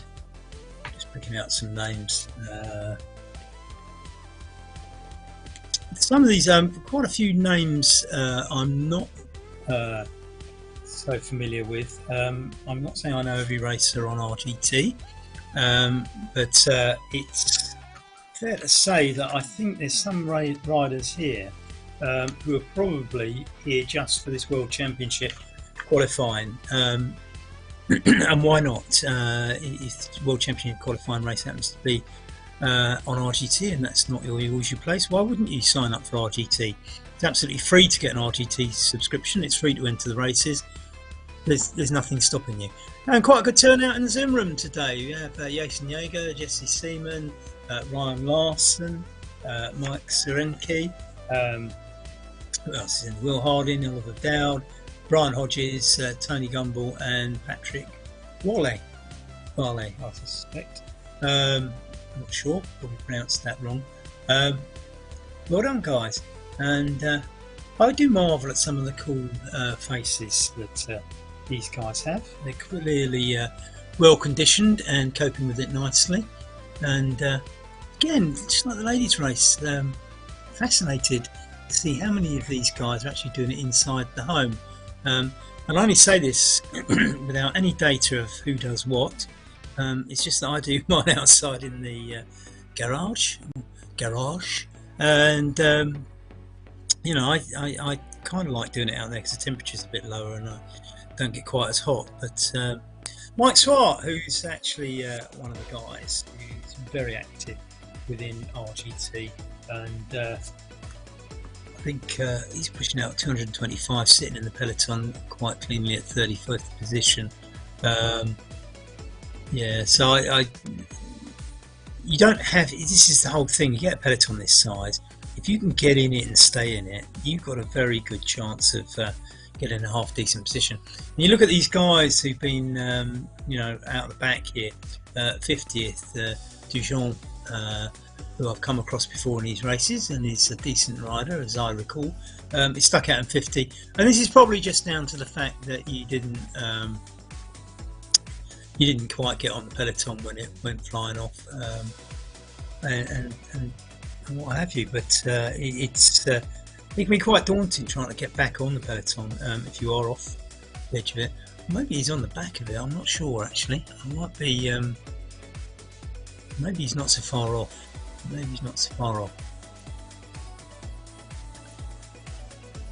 Now this is strung a little bit. Just trying to see how far back the numbers go to get a view of how big this peloton is. I don't think that's 50 riders. So I think our man back there probably was off the back of that. So that's quite a large peloton still though. We're seeing the numbers back like 31, 32 at the back. I don't think it's 50 though. So I would estimate no more than 40 riders now in the peloton. So the guys we were looking at the back in 50th place are off the top. Patrick Varley, he's the man of course in our Zoom room that we just saw in there cycling with all the others. He's up there fighting out the top positions with lots of other Brits and Americans. It's top 11. Oh, there's an Australian flag. Yes, no, is it Australia or New Zealand? So I think it's a New Zealand flag just coming. Mark Rowbottom, Rassier Racing, and that orange strip. I know Mark quite well. You see him in a lot of races, quite an active RGT man. And I think this is 6.5 kilometres in. I think this peloton's probably going to stick together. I think poor old Jerez at 42, which so that gives us, and if Jerez can't stay on, which it looks like, no, he's gone. I think if you were watching earlier, and 41, another pole now off the back. Oh, could he use 2 poles in one go? I don't know. I think Gashek might just get himself back on, and he has. Well done, Gashek. So 41 in there. Jerez long gone now, 170 metres. If you were listening to the commentary during the ladies' race, I was explaining that I think once you hit that 20 metres off the back, you will struggle to get back on unless you're an extremely strong rider. And I think we just saw that in that little scenario where, you know, you just wondered if you could stay on, and it got to 20, and all of a sudden it just flew up to 175. And I think there's some point, and I'm not the person to ask what it is, but at some point you lose the effect of the draft, and after that it's just going to kill you to get back on. And of course everybody's sitting in that peloton up front. It's highly likely that nobody's on the front for very long, so nobody's really wearing themselves down. As you see here, you saw Serenecki, well, it looked like he was going to the front, but it only said 4th. So if you watch Mike Sarnecki there, he went to the front and then sort of dropped back to 11th or 12th, and he wasn't on the front for very long, if at all. And somebody else will go to the front, but as they go to the front, somebody else will be around. You see Hodges just overtaken there by Mark Swart again. Is Mark Swart doing this deliberately? Possibly. I think Mike Swart may be, actually. Now, some of the riders are aware that if you do this sort of move, you're probably not going to go out survey for 35 kilometres, but you put pressure on the front, and if you make it thin, you just drop some more people off the front. The poor old Brian Hodges here is just sitting there in no man's land, dangling almost, because the peloton aren't really overtaking him, but he's not really catching Mike Swart either. Mike Swart might be putting in a bit too much effort for my money, too early. 10 meters for that distance, that amount of effort is not worth it. And what are you going to do for 35 kilometers if you do break free? So I can only assume that Mike's doing this just to sort of see if he can spin a few people off the back with the pressure, and he's swept up again by the peloton. And we see Zoff Leclays, who looked like he had a Ratio racing kit on. They're flying off the front, and as each person goes flying by, now you can see Daniel Marquez and a few others did drop off. So Mike Schwartz's tactics have lost us 3-1. Bad luck, Daniel. Gasek, who we saw earlier, and Jackson. Daniel, he's got the Brazilian flag, but I know he lives in Portugal and runs a bike rental business. So I think it's in Porto, if I remember rightly. So if you're down there, go and see Daniel. He runs an excellent bike rental business. As we have a look around the Zoom room, Mike Schwart in there, he's pedalling at quite a cadence. Jaden Yeager at the top there, wiping his face. Ryan Larson with a jersey on, as is Brian Hodges. So it's quite interesting to see how people dress, isn't it? I mean, some of them with nothing on, some people just I say nothing on the top half of the body, I should say. Let's correct this. This is a family show. Somebody's just got shooting off the front there, haven't they, in the blue jersey? And a few people looking to chase them down as they go around that bend. Oh, it's Alex Plaisir from Germany. Alex, one of the top riders that we see regularly on RGT races. As I say, at 34 kilometres to go, I think that's probably not a serious attempt by Alex to get off the front. But as we've just seen, we shed 3 riders, so we're down to 38 in the peloton.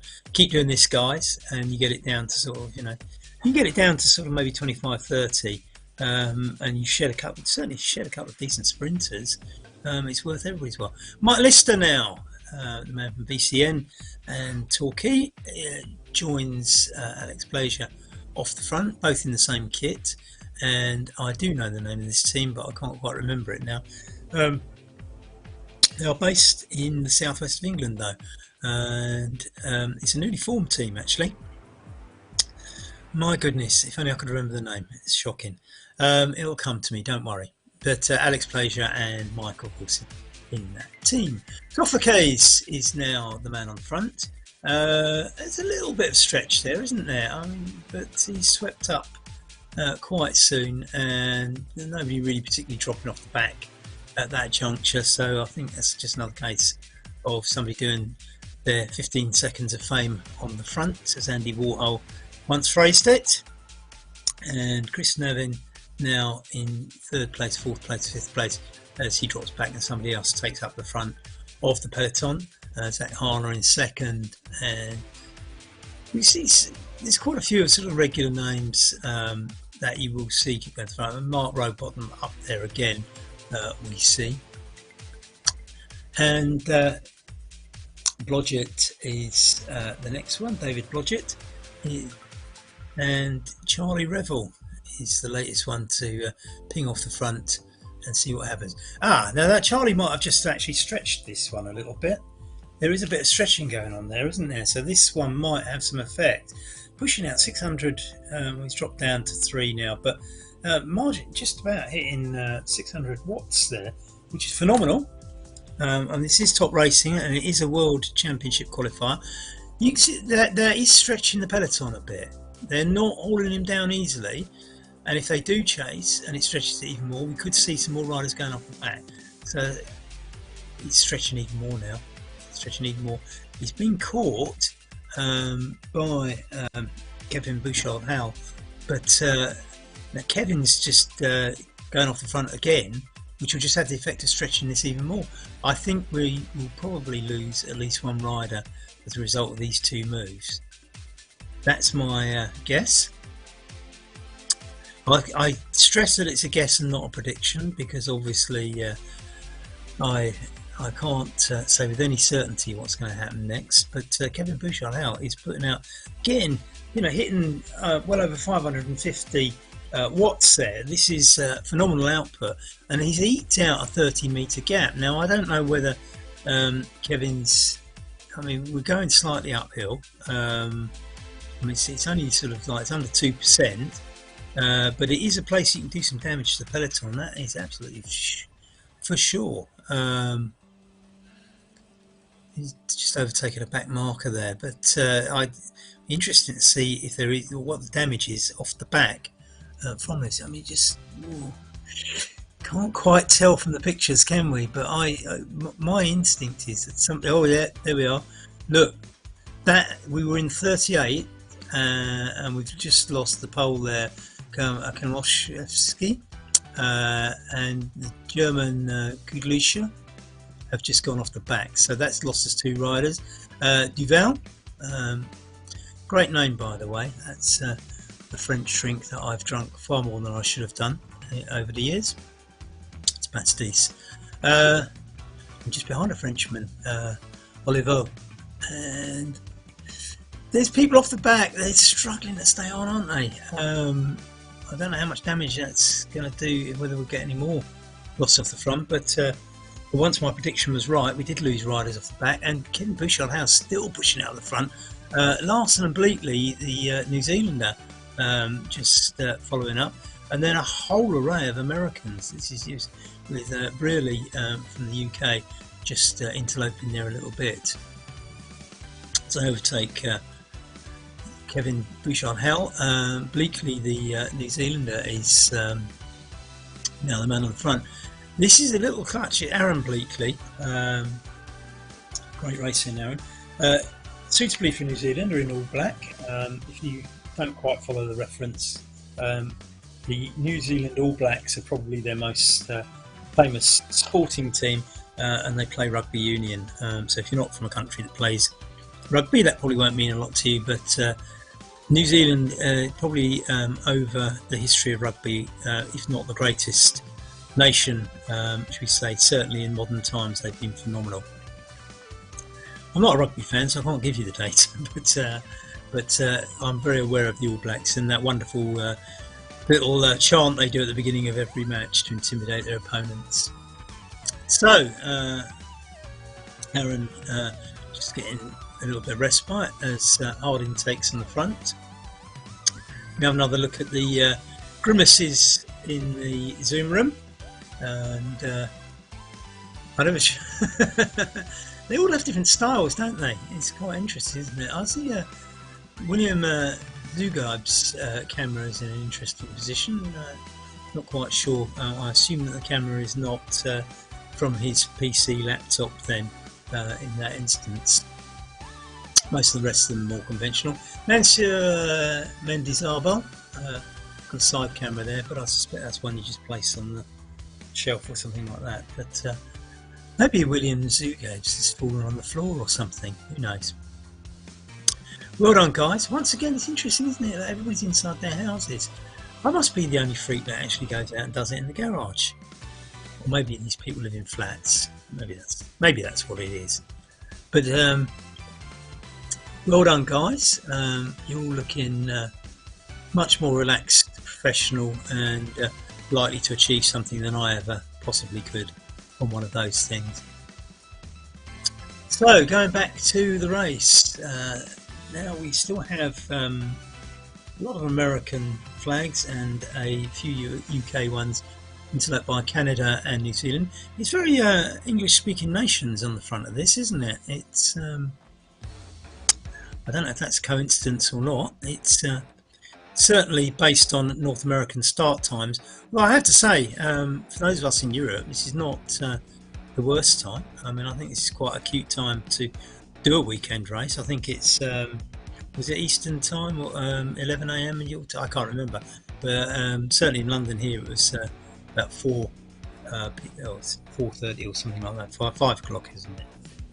Yeah, it's 5 o'clock in the UK in the afternoon, so that's quite palatable on a Sunday for a lot of us. So sorry, Sunday, it's a Saturday, isn't it? There is another race tomorrow, by the way. Tomorrow's race is going to be an absolute corker. It's down in Colorado, and it looks a monster. It's the Iron Horse race. Charlie Revel going off the frontier, UK rider. As I say, 28 kilometres to go. I don't think Charlie's really going for solo glory, but I certainly, as we've seen, every time somebody does this, it thins the peloton out and a couple of people drop off the back. So everybody's benefiting from these moves, and if all the strong riders all did one, they'd probably all be very grateful to each other. So Charlie Revel is the latest one. Looks like he's going to get caught by the peloton.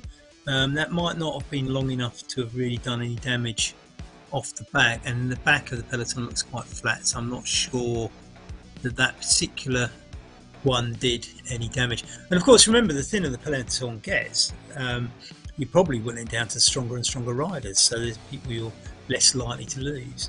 As William Harding is the latest one to take a little poke on the front, and he sneaked out 30 metres, which actually that's quite a lot. That's probably the best one we've seen since Kevin Bouchard-Howell a few laps ago. In fact, that's gone out to 50 metres. That's phenomenal. Now, somebody's got to do something about this.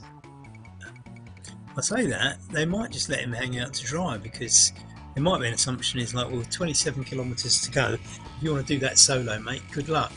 And certainly if you did win from that far out against a field as strong as this, Liam Bard taking up the chase next, you would certainly probably have all your data looked at, I would imagine, before they let you into the World Championship. So it's 65 metres, that's quite a lot. It seems an odd move to me, I have to say. I wouldn't have expected somebody to pull at that. It's coming down a little bit now, 50 metres. I mean, I'm never quite sure whether I say people down. There's only one person. It's Bard that's pulling down Kevin Bouchard-Howell, a little bit behind. Kevin Bouchard-Howell coming up to Liam Bard now. Kevin giving it a big spurt off the front as well. Maybe the fact that this has been going on a little bit longer is going to do some damage. You can see there's three riders who are a little bit adrift at the back. We'll see Charlie Revel in third place now. There is a sizable gap, but it's not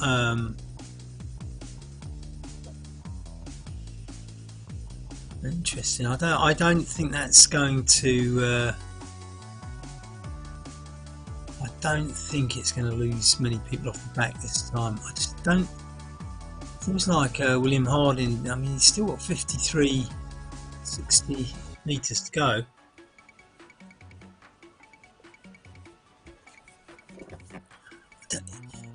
Is it a case of he's pulling away, or the peloton can't be bothered to chase him down, on the basis that you can't win this solo with 25 kilometres? So Brearley is the latest one to go off the back at 35th, and it looks like a couple. No, 34th is still on there, Duval. So we're down to 34. So we've lost we've lost about 8 or 9 riders in recent laps through these spurts off the front. Harding's up to 70 odd metres though. That looks very, very strong.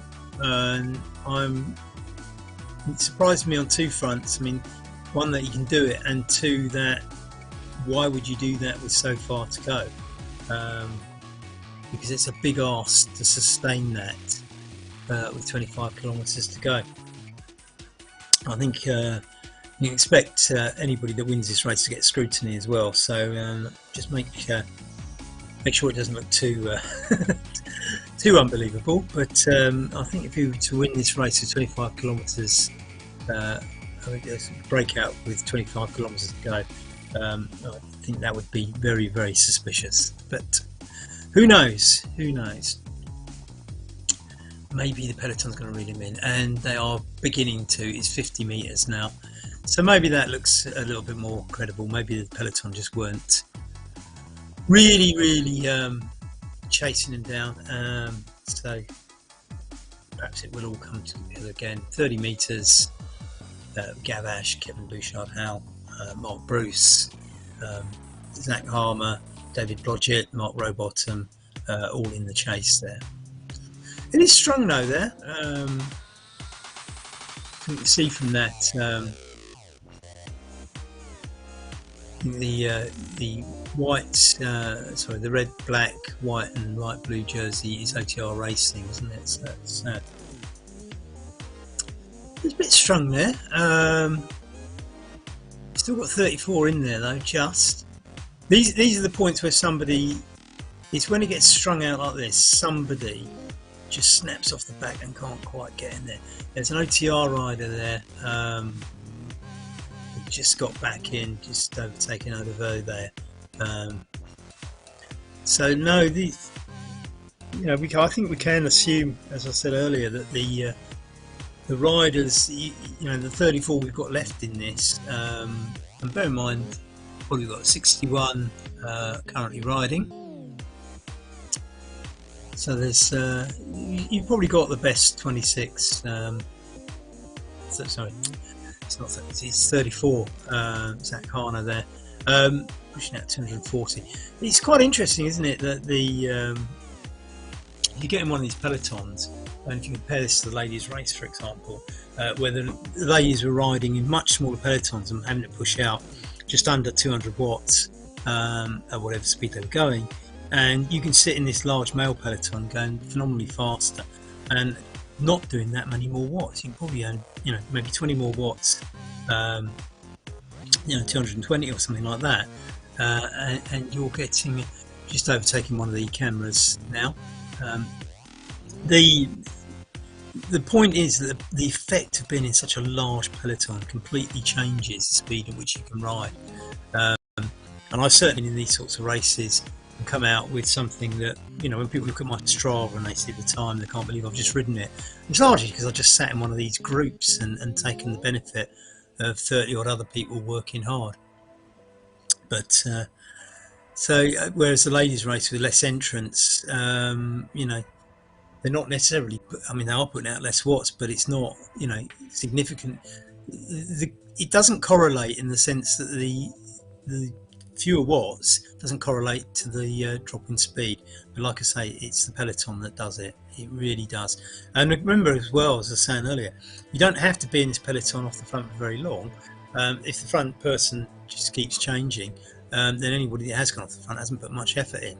I say that, and we look at Kevin Bouchard-Howell, who clearly has put a lot of effort in, because he's been off the front like this a few times, and this does take phenomenal effort.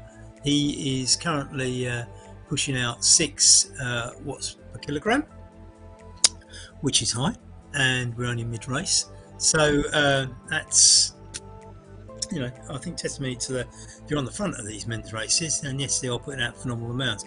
If you can manage to sit in the middle or towards the back of one of these pelotons and not get dropped, you can ride well above your average, your normal average speed for the same amount of watts you'd normally ride. That said, as I've said, once it gets stretched, if you do get caught out and you're not strong enough to stay on the back, your time in the peloton will end fairly quickly. And as I say, I reckon about 20 metres off the back, and I think you're toast unless you're a very strong rider. That David Blodgett just sitting back in the saddle there after putting a bit of effort in, and I think that just shows you somebody on the front is putting in some effort in, and David's just sort of got up there to match it. And these little spurts can sap you, and you don't necessarily see them just watching the race. We see a bunch of riders, but there's probably somebody in there who's suddenly being asked to put in some extra effort, and they are absolutely killing themselves just to stay in there. And the thing is, you keep doing too many of those, you do get very, very tired, because they take a phenomenal effort, and that's why people get dropped off the back. Alex Plazier just giving up front position, giving a nice little wave from Germany. Nice to see you, Alex. Kevin Bouchard-Howell, of course, enjoying time on the front again, along with Alex there.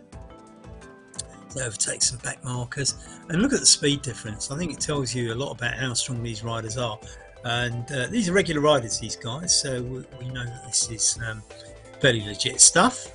say Alex Pleasure. Oh, nice little English pun there. Alex Pleasure, I had the pleasure of knowing for a while through RGT Racing.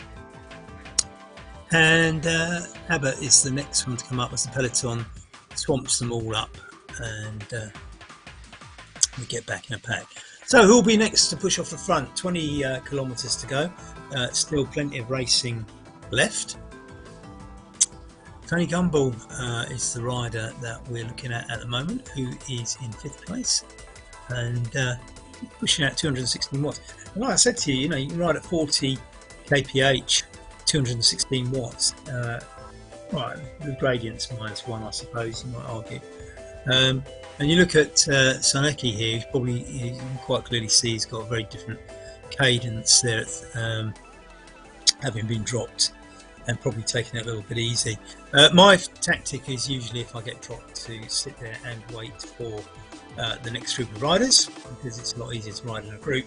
And as we saw in the ladies race, Angela Pizza stuck there in the middle of no man's land for a long time, eventually got caught by the group behind her just near the end. As we go down that little bump, Mike Schwartz, RGT man, Techie, and Racer, a man who definitely knows what he's talking about without a shadow of a doubt, is the man going off the front now at 19.7 kilometres to go to the finish.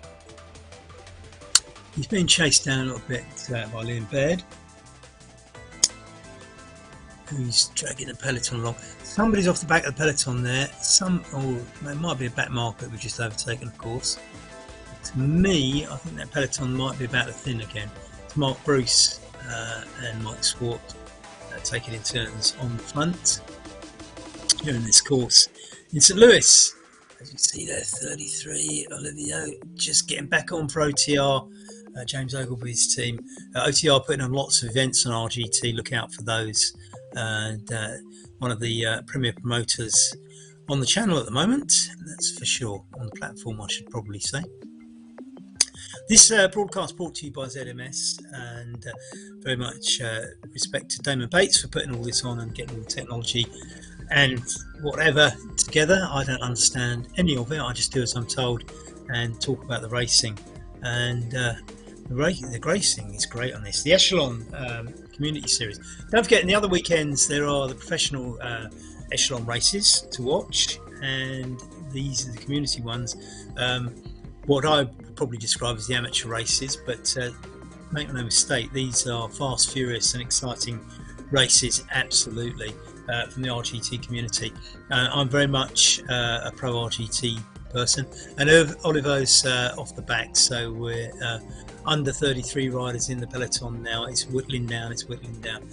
My guess is, with another 18 kilometres to go, the final peloton will probably be in the 20s numerically. Which side of 25 it'll be, I'm going to go for about 20. I think we won't have more than 25 in the peloton at the end. So Kevin Bouchard-Howell is determined to tire himself out. He's off the front again. What a star. Unfortunately, there isn't a prize for the most aggressive rider of the race, at least not as far as I'm aware. Kevin now just under 500 watts effort, heart rate 160 there, riding at 43 kph. And to be honest, my experience racing on these sorts of races is that I do shorter races than this. And I've certainly seen in the shorter races people ride faster than this, but I think to ride much faster than this sort of level of racing is a little bit much to expect. So this probably looks about right for the length of the distance. In a shorter race you can certainly put more effort and go faster, because obviously you don't have to do it for quite as long.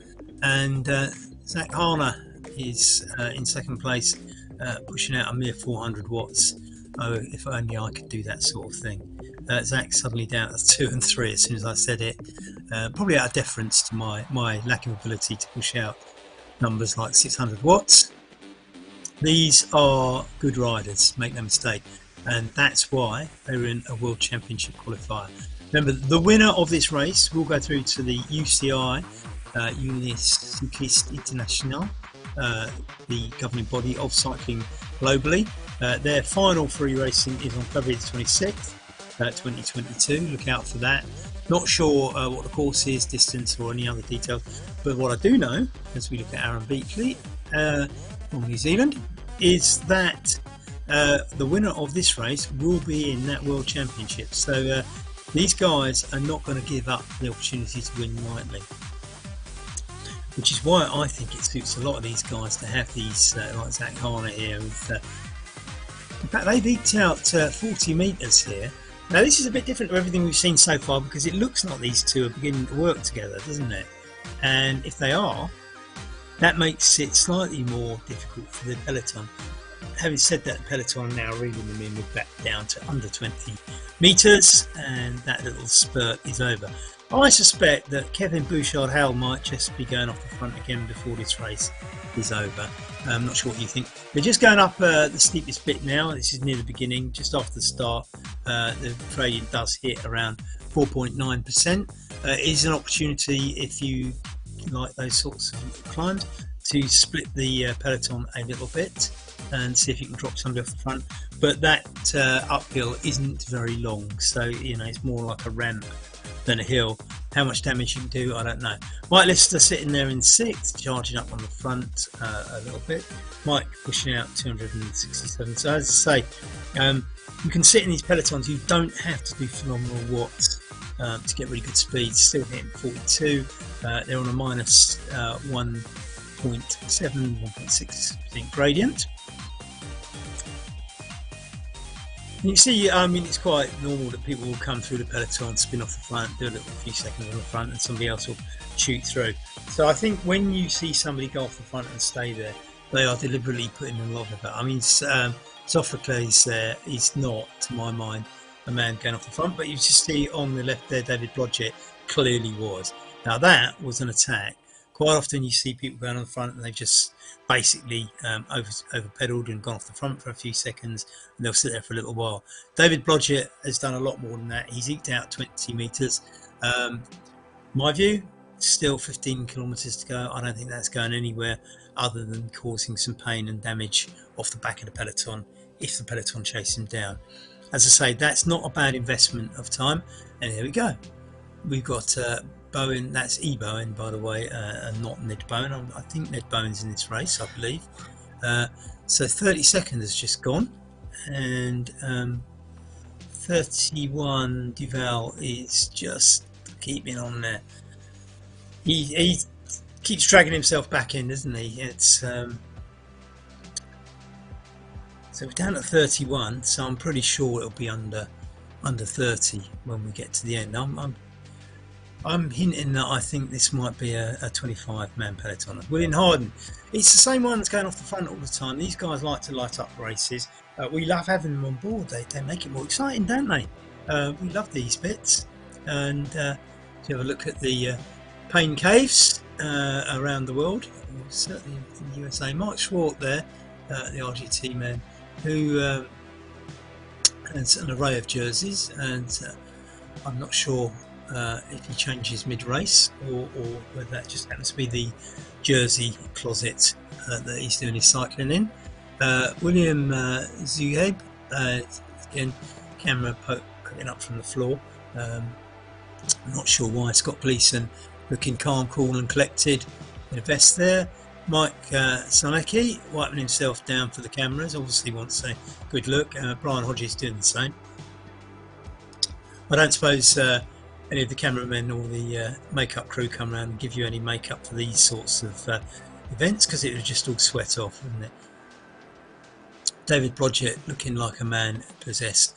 Oliver Dow just out of his saddle there, giving it a little bit of a push. I'm not sure why, but it's probably because the rider in front of him has just pulled away a bit and he needs to make up that gap to keep the benefit of the draft, which is so good. Brian Hodges out of the saddle, probably the same reason.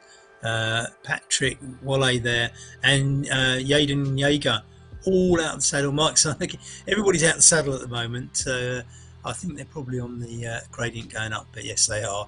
Looking at the yes, there's a whole bunch of riders just in the bottom left hand of the profile of the rider screen with the avatars, just going over that hill. So everybody getting out of the saddle for the hill. Most of them back in the saddle now. It wasn't very long, so that's an interesting insight into what it looks like. We can all watch We'll look at the gradient information on the top right hand corner of the screen, but of course, you know, what we have is real riders there, and you can see the pain and the effort as they get out of the saddle to do that extra push to get themselves over that little ramp. It's not very long. Alex Plaisir there dropping back to 17th. Lee Bowen is now back at 32 and is off the peloton, which is still 31 riders, but still people scrapping to stay on the back as Mike Schwartz gives it another dig out of the front. As I say, my prediction is a 25-man peloton at the end. We're down to 31, and maybe we should have gambling on this, couldn't we? How many people will be in the peloton? What will be the winning time gap? There's loads you could do on this, isn't there? Absolutely fantastic. RGT bet is the next I suppose commercial outing. So Beatley, the New Zealander, is up there in the all black outfit riding Canyon Pike alongside Mike Schwartz, Aaron Bleakley. Oh, and somebody else has gone off the front. Oh, it's Jaden Jaeger. He's being chased down by Alex Plaisir, the German. Aaron Bleakley and Jay Cooper, Mike Schwartz, the next in line. Jaden Jaeger. Again, you can see the wattage when they go off the front here. It's suddenly 500. But then as soon as Alex Plaisir goes by him, it drops to 200. That is the difference. 300 watts difference. And don't forget as well with RGT that you can over pedal. So if you keep pedaling when you don't need to, for example on a downhill, or maybe because you're sitting in somebody's slipstream, you're just wasting energy. It does tell you on screen the watts information on the top left goes red, so you know if you're over pedaling. But people do it. People do it. They've eked out a bit of a gap, those two, haven't they, Alex? And they have indeed. Jaden and Alex, USA and Germany, pretty much like the last race, isn't it? This is dominated by Germans and Americans. Quite a lot of Brits in this one too, although how many we've got left in the peloton I'm not so sure. Certainly a few. Mark Bruce, I think, and I think Mike Lister was still in there, wasn't he? I don't know about Mark Roadbottom. Yeah, Mark Roadbottom's still in there. A lot less Brits than they used to be at the beginning of the race.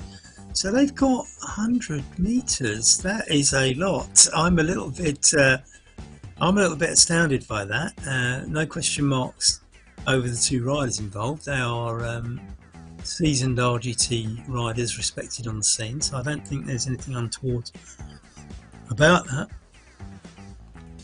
But that's a big gap. That is a big gap, and they're going up the climb now. If they actually sustain it, 37 kph as they go over the climb. All right, they're over the worst bit of it now, but the peloton is on the harder bit now. The drops down a little bit, but that's interesting. What's the gap? What is the gap?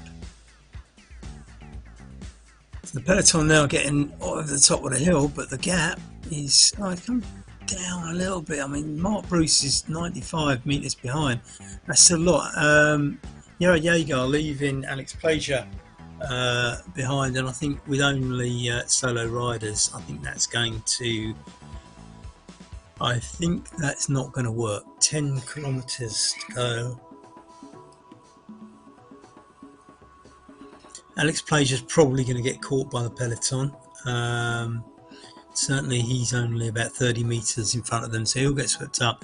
That's a big ask for Jared too. Oh, see, Naven's gone off the back, so we're down to 30 riders in the peloton.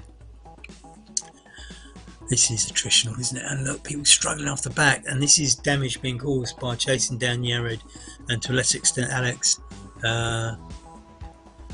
Dowd there from Canada, struggling to get back on, but he might just get towed nicely back by Hodges. So that's sometimes a bit of a treat actually, if you're struggling to get back on and somebody just comes along by the side of you and latch onto their wheel and find yourself back on. Jared Jaeger now 140 meters. This is big. This is big. Don't don't underestimate just how hard that would have been to pull out 140 meters on a peloton. Even though the peloton's smaller, I mean, it's still decent size. There's 30 riders in there. This is a big gap.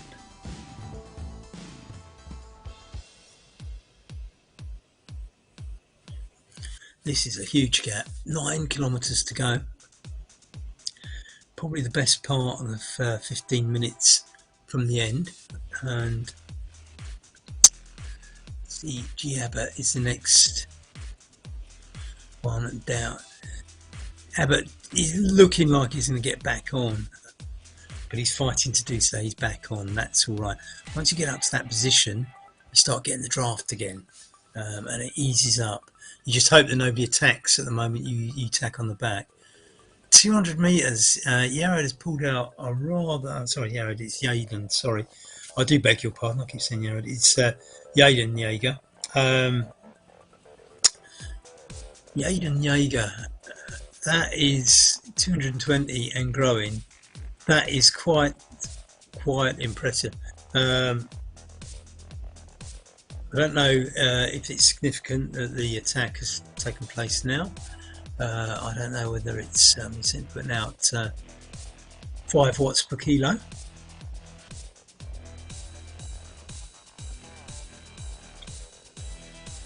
He's being chased down though, isn't he? Wale is Patrick Wale is the man doing the chase, but I don't think Patrick's pulling away from the peloton, so he'd probably be better off if he was in it. Mike Sanaki having another wipe down there for the camera, and I was going to say he's putting on a helmet, but he's just putting on a hat, so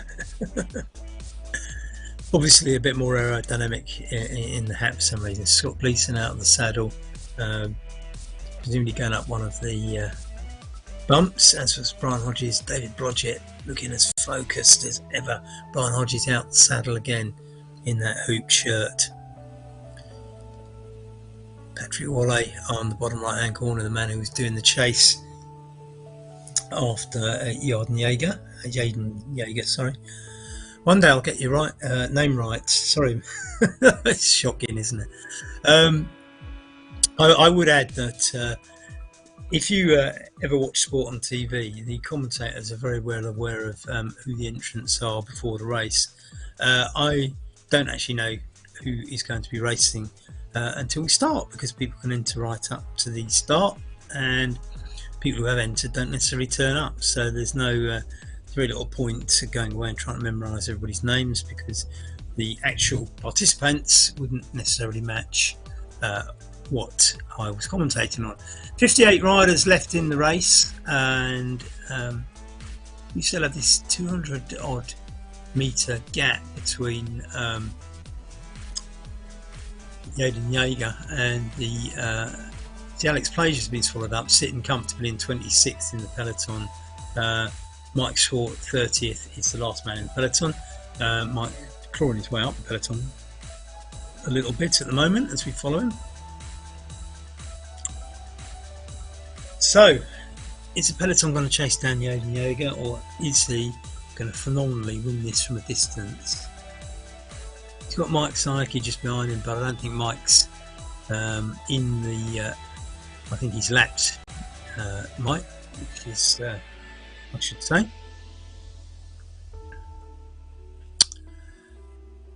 So Yaden still putting out 5 watts per kilogram. I mean, this is quite steady. All right, he's on minus. He's on a minus gradient right now, which makes me wonder why you need to push out the full 5, but you can do. I mean, there's nothing stopping you. Alex Plager, who was up with him for a little while earlier on, now sitting more comfortably back in the swing of things inside the peloton.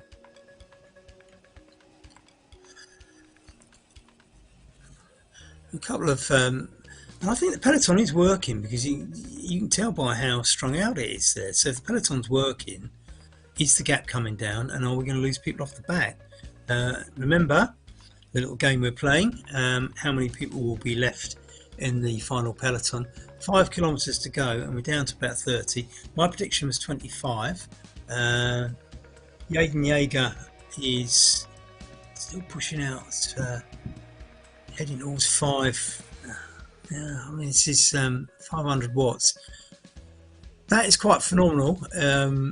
It's a lot. Oh, we've got 30 in the peloton. That is strong though. I wouldn't be surprised if we lose a couple in this effort. It suggests to me that the peloton is chasing down, and we are looking at Gavache doing well. It's down to 42 now, but it was momentarily there. It was 48 kilometers per hour.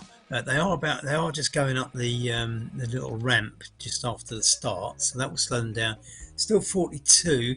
Yaden Jaeger's down to 180, and as I said, I had a feeling that the peloton was putting a bit of effort in because it was getting thinned out and strung out, and it still is to a degree. That's not a flat peloton.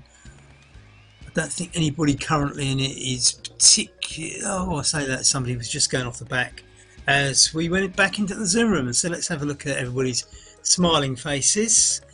Okay, we'll settle for concentrating faces. How's that? And Williams, who gave armpit because the camera's on the floor. I suspect it's dropped. So we see Patrick Wallay and Yaden Jaeger is out the saddle there a little bit. He's looking sort of quite purposeful, isn't he, Yaden? He's pedalling quite smoothly and routinely. There's no real sort of obvious external effort going in. If you look at Mike Sarnecki there, out of the saddle for the moment, I suspect he's just going up one of those little ramps or just trying to catch up the rider in front. So 180, I mean, the peloton's clawed a little bit back. Remember, it was out at 220 metres. It's Patrick Wallay who's leading the charge from Aaron Bleakley, the New Zealander, behind. And I think the peloton's pretty much all together by the looks of those gaps. Yaden just pulling it out a little bit more. It's back up to 190. 3.8 kilometres to go. I felt he'd gone early when he first went, but I think he might just do this because the peloton's put some effort in. Mike Rowbottom in 29th off the back, and that's a bit of a shock. He's a top rider, Mark. That's, I think, testimony to how hard that peloton was working, and that just tells you that peloton is working to catch Yaden up. So that's quite telling. So we're down to 28 in the peloton. My prediction was 25 at the end. Perilously close. Close. 3 kilometres to go. Yaden's got 200 metres. The way he's riding, I think this is possible. Instinct tells me that the size of the peloton means that if they all decide to ramp it up with 2 kilometres to go, I think he will get caught. I wonder if they can ramp it up though, because I think they just did, and it didn't really make a big difference, and therefore I don't think that peloton will have enough to win back. Now he's just hit the 4.9% ramp just after the start line as he enters the last but one lap. Sorry, it's the last lap, isn't it? The peloton just going over that ramp now. What's the difference? Oh, mind you, somebody's working because that's come down to 178. Peloton not quite over the hill yet, but they pulled it down 20 metres. The thing is, if they only pull it down 20 metres a lap, they're not going to catch him by the end. 2.4 kilometres to go, gap of 190. I think Yaden Jaeger is today's winner. I'm going to stick my neck out and say that I think he will hold that, mainly because every effort that the peloton have made to chase him down has not come to fruition. Yaden just overtaking some back markers at 46. This is a strong field, and as I say, if they're only overtaking the back markers, it's the Daniel Mark Ellis from He's got the Brazilian flag. He's Portuguese. Well, he's Brazilian, but he lives in Portugal. Lucky they speak the same language. So Yaden now at 1.7 kilometres to go and 200 metres. I don't think he's going to lose this one. So if all the boxes get ticked and he goes through all the checks, he will be riding in the UCI World Championships on February the 26th, 2022. This is the obviously the e-racing championships. No idea what the course is or anything like that. Still 200 metres to go with 200 metres gap with 1.6 kilometres to go.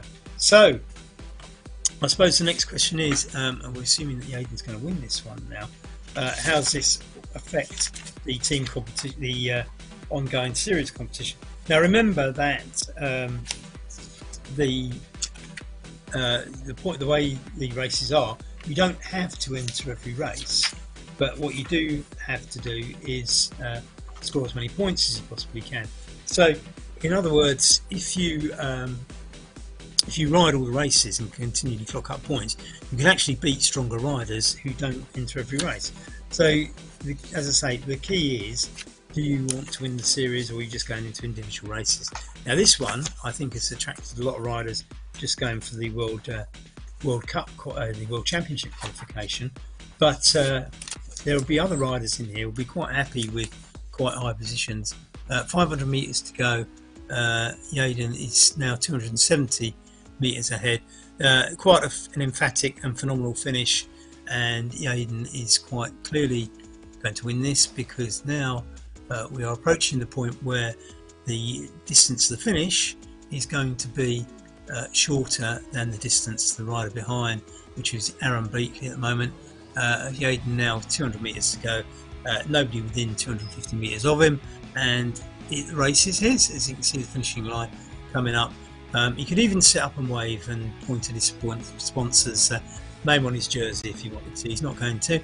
He crosses the line to a round of applause from some avatars. If we look at Aaron Bleakley, he's just been taken by Hodges, and who's going to win this one?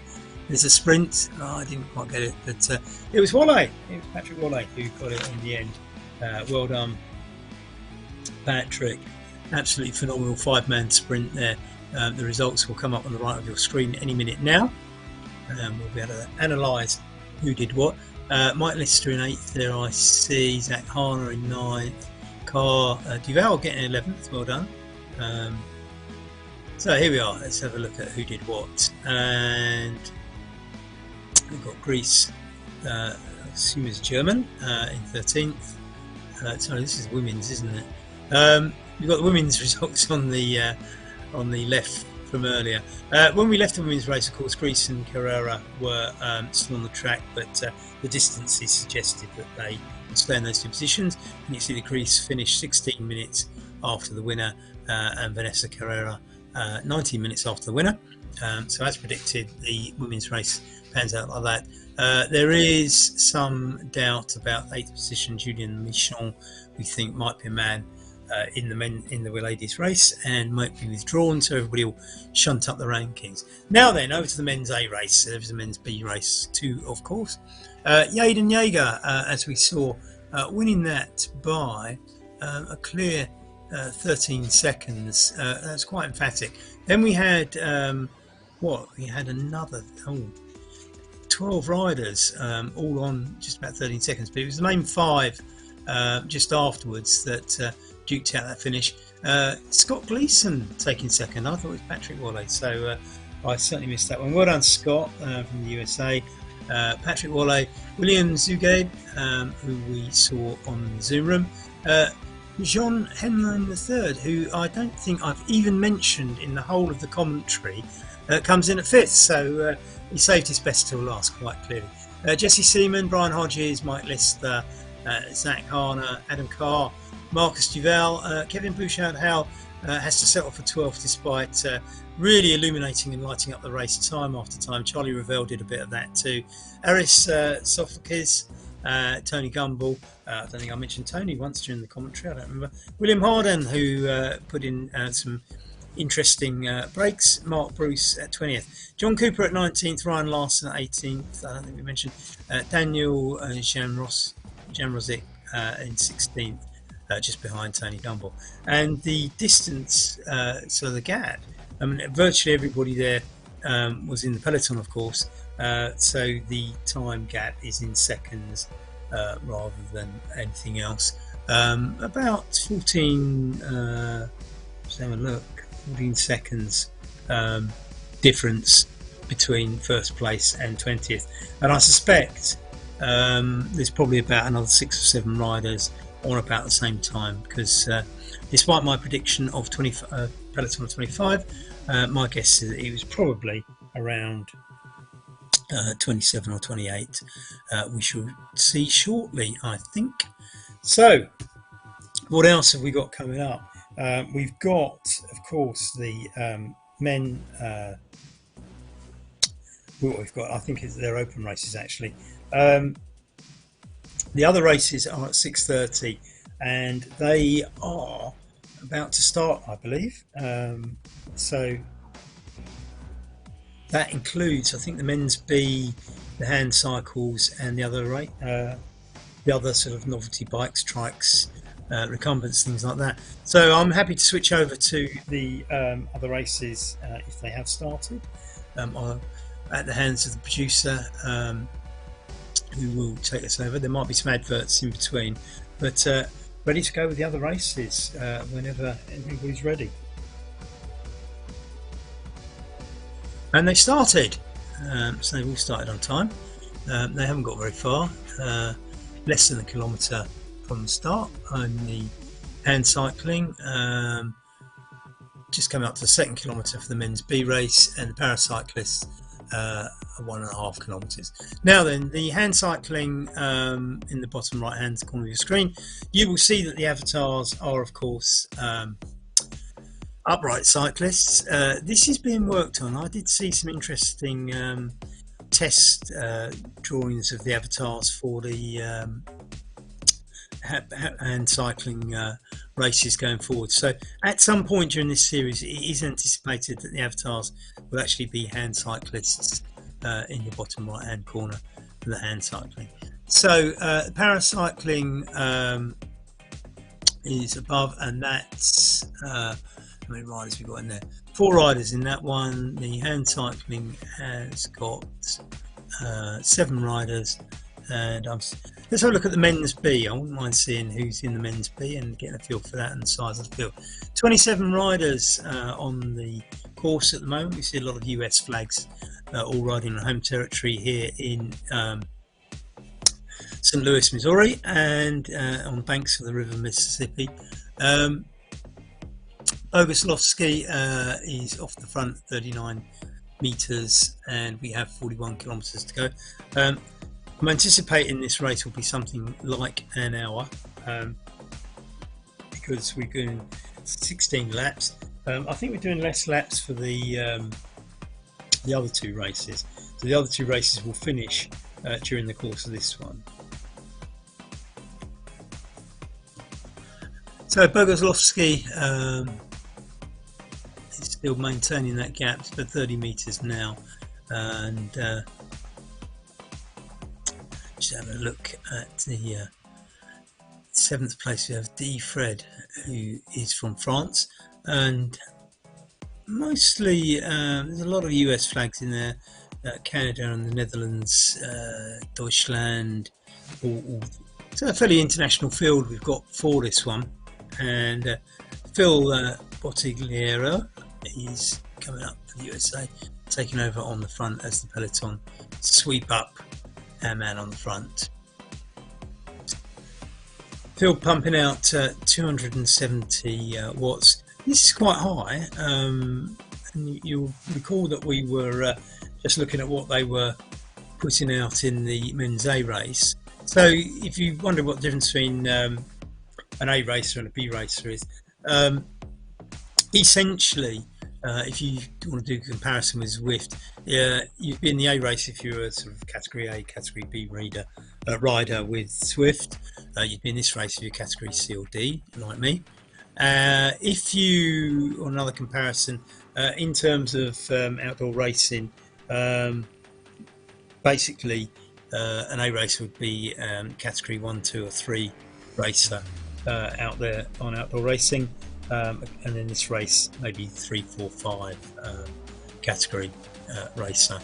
So that gives you a benchmark. I mean, I would certainly be in this race and not the front one, that's for sure. I'm not sure I would actually, because I think this would probably be a bit tough for me. Although, if you look forward to tomorrow's race, here we are with sort of 44-kilometre race. We've still got just under 40k to go here, but the race tomorrow is over 80k and has some nasty climbs in it, and it looks absolutely, depending on your view on these sorts of things, challenging, gruesome, or awesome. Take your pick. You can have you can see it whichever way you want to. I'm not going to argue with you, but it certainly looks difficult, and I think what I suspect might happen tomorrow, unlike today, is that you will get a very spread out finish, because I think the hills, coupled with the distance, are going to attritionally wear everything down. Here, of course, this is a very flat course, not quite a figure of 8, but it almost looks like an 8. You can see on the right hand side of your screen, you can see with the blue blob where everybody is on the course. It's in St Louis. It's an inner city crit course. It's urban, obviously. This is made up of magic roads, so you get stock countryside scenery, and it's not necessarily the same thing, but nevertheless you do get a choice of sceneries on RGT. Of course, this is the sunny one. I always choose the grim one for my races, which I run on alternate Wednesdays. West London VR they're called, and a lot of these riders that you see in the race today take part in my races, say every other Wednesday, 7:30 UK time on RGT. Then you get other people like the OTR guys putting on lots and lots of races, Lou Ricks putting on group rides. There's plenty going on RGT, and there are a clutch of people who put on races. Southborough putting on their Friday Frenzy, and I notice that people like the Danish and the Belgians and the French put on races that get very well subscribed from people from their home countries as well. But certainly on the international front, a lot of those races coming out of UK promoters like OTR and myself. So it's absolutely fantastic that Echelon have put this series together alongside their phenomenal main race. Having a look there at some of the recumbents and one hand cycle, Jackie Jones in the hand cycle, Michael Brooks and Paul Bigor in the recumbents, Tony Youngblood also on the hand cycle, pausing for a moment, is that because he's going downhill? I don't know. Marion Hambrick, who I assume is in the main race alongside Deris Pango, or maybe not actually. Need to check which races they're actually in. Anyway, let's have a look at the hand cycling, shall we? And that's down at the bottom left hand corner of your screen at the moment.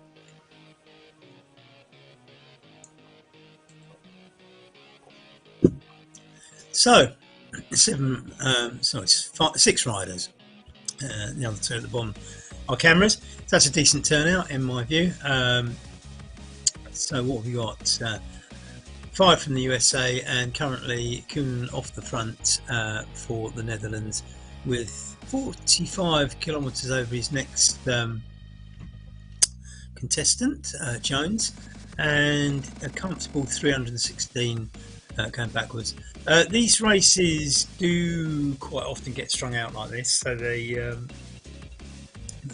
I say that if you've got a small field, you're less likely to get a huge peloton congregating. But what is important, and I think that everybody watching this needs to go away and tell their friends, is that the more we get it out there that these races are taking place, the bigger the fields will get, the more competitive the racing, the better the pelotons.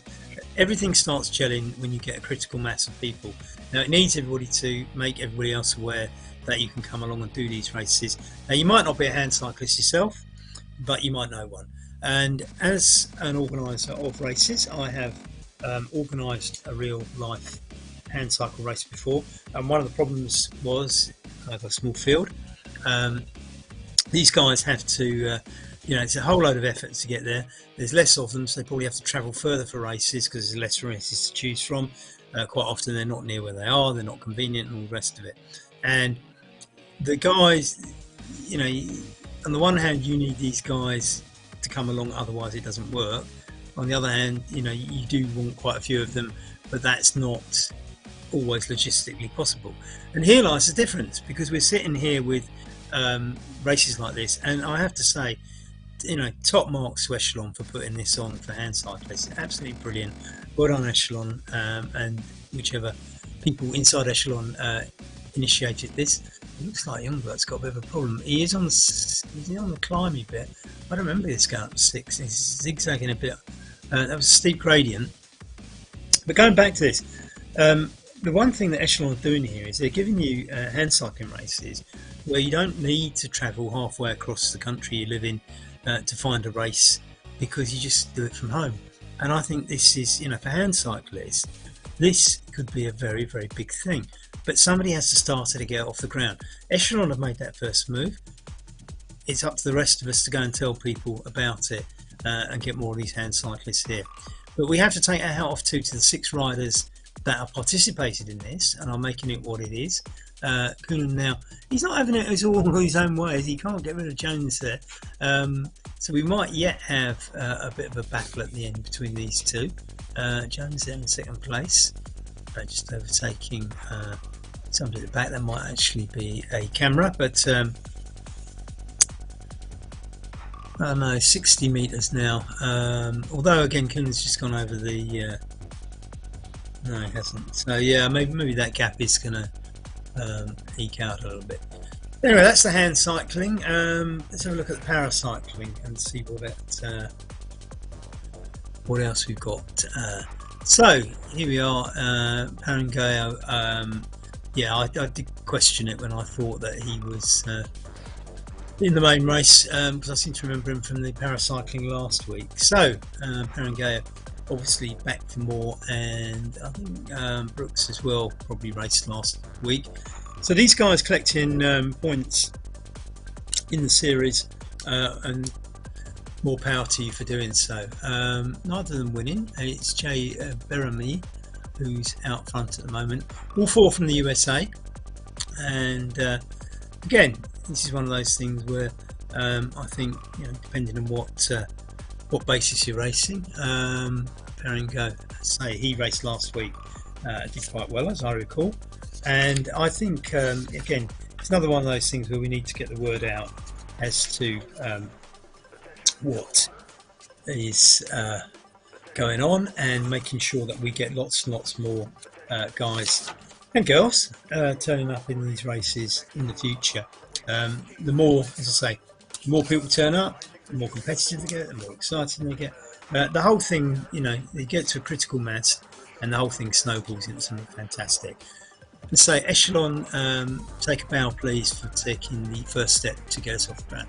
So, looking at this, what we do have is an interesting tussle between Kilgore and Parangao, and they're not far behind Beramy. So, this race may yet turn out to be a tussle. Here we are, it's Paraguno and Kilgore. Maybe Kilgore, as we've just seen in the ladies' race, doing all the work at the front, and doesn't really want to be pipped at the end. Now remember, the paracycling and the hand cycling races are half the distance, so that's why we've only got 13.7 kilometres to go on there. Let's go back to the men's B race and see what's happening there.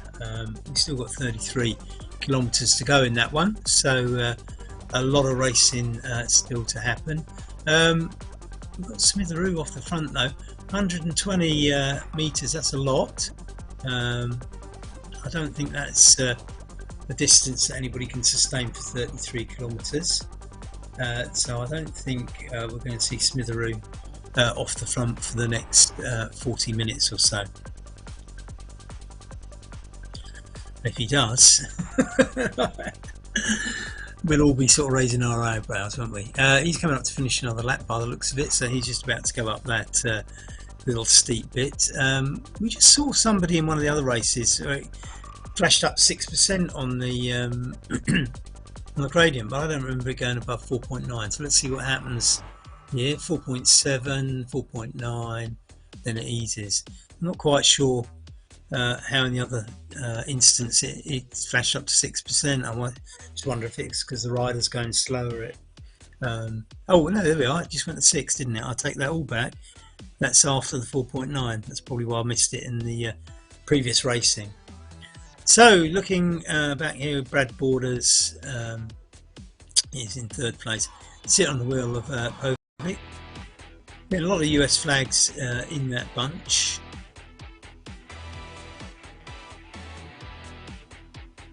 It's I'm not quite sure how many are in the peloton. There are 26 riders online, and certainly I think we're getting a gap of about, I think it's probably about maybe 15 or 16 in the first bunch, and that includes the guy off the front. So there's probably 10 straggling back, and if you look along the bottom, you can see the white dots. So that 1, 2, 3, 4, 5, 6, 7, 8, 9. There's at least 9 riders in those dots that are. The 16th is Billing and 400 metres back. So there's a top 16. Then there's Okis on 17th. Smith is adrift in 18th. Big gaps, a lot of solo riders is the message we're getting there. As we see 17th here. Okis is, let's say, Turkish and riding solo. Smith, same thing. Although we can see it's only it's 300 metres ahead, so he's within sight. Go back to 19th, Costa from Portugal, getting solo, 500 metres behind Smith, 300 metres in front of Mutis from, I think that's Colombia, isn't it? So we can assume Mutis is the Colombian flag, I think. I know there's more than one country with those 3 stripes. In which order you put them in decides which country it is, but I'm guessing Colombia. Apologies if I got that one wrong. I know there's at least one Eastern European country uses a similar flag.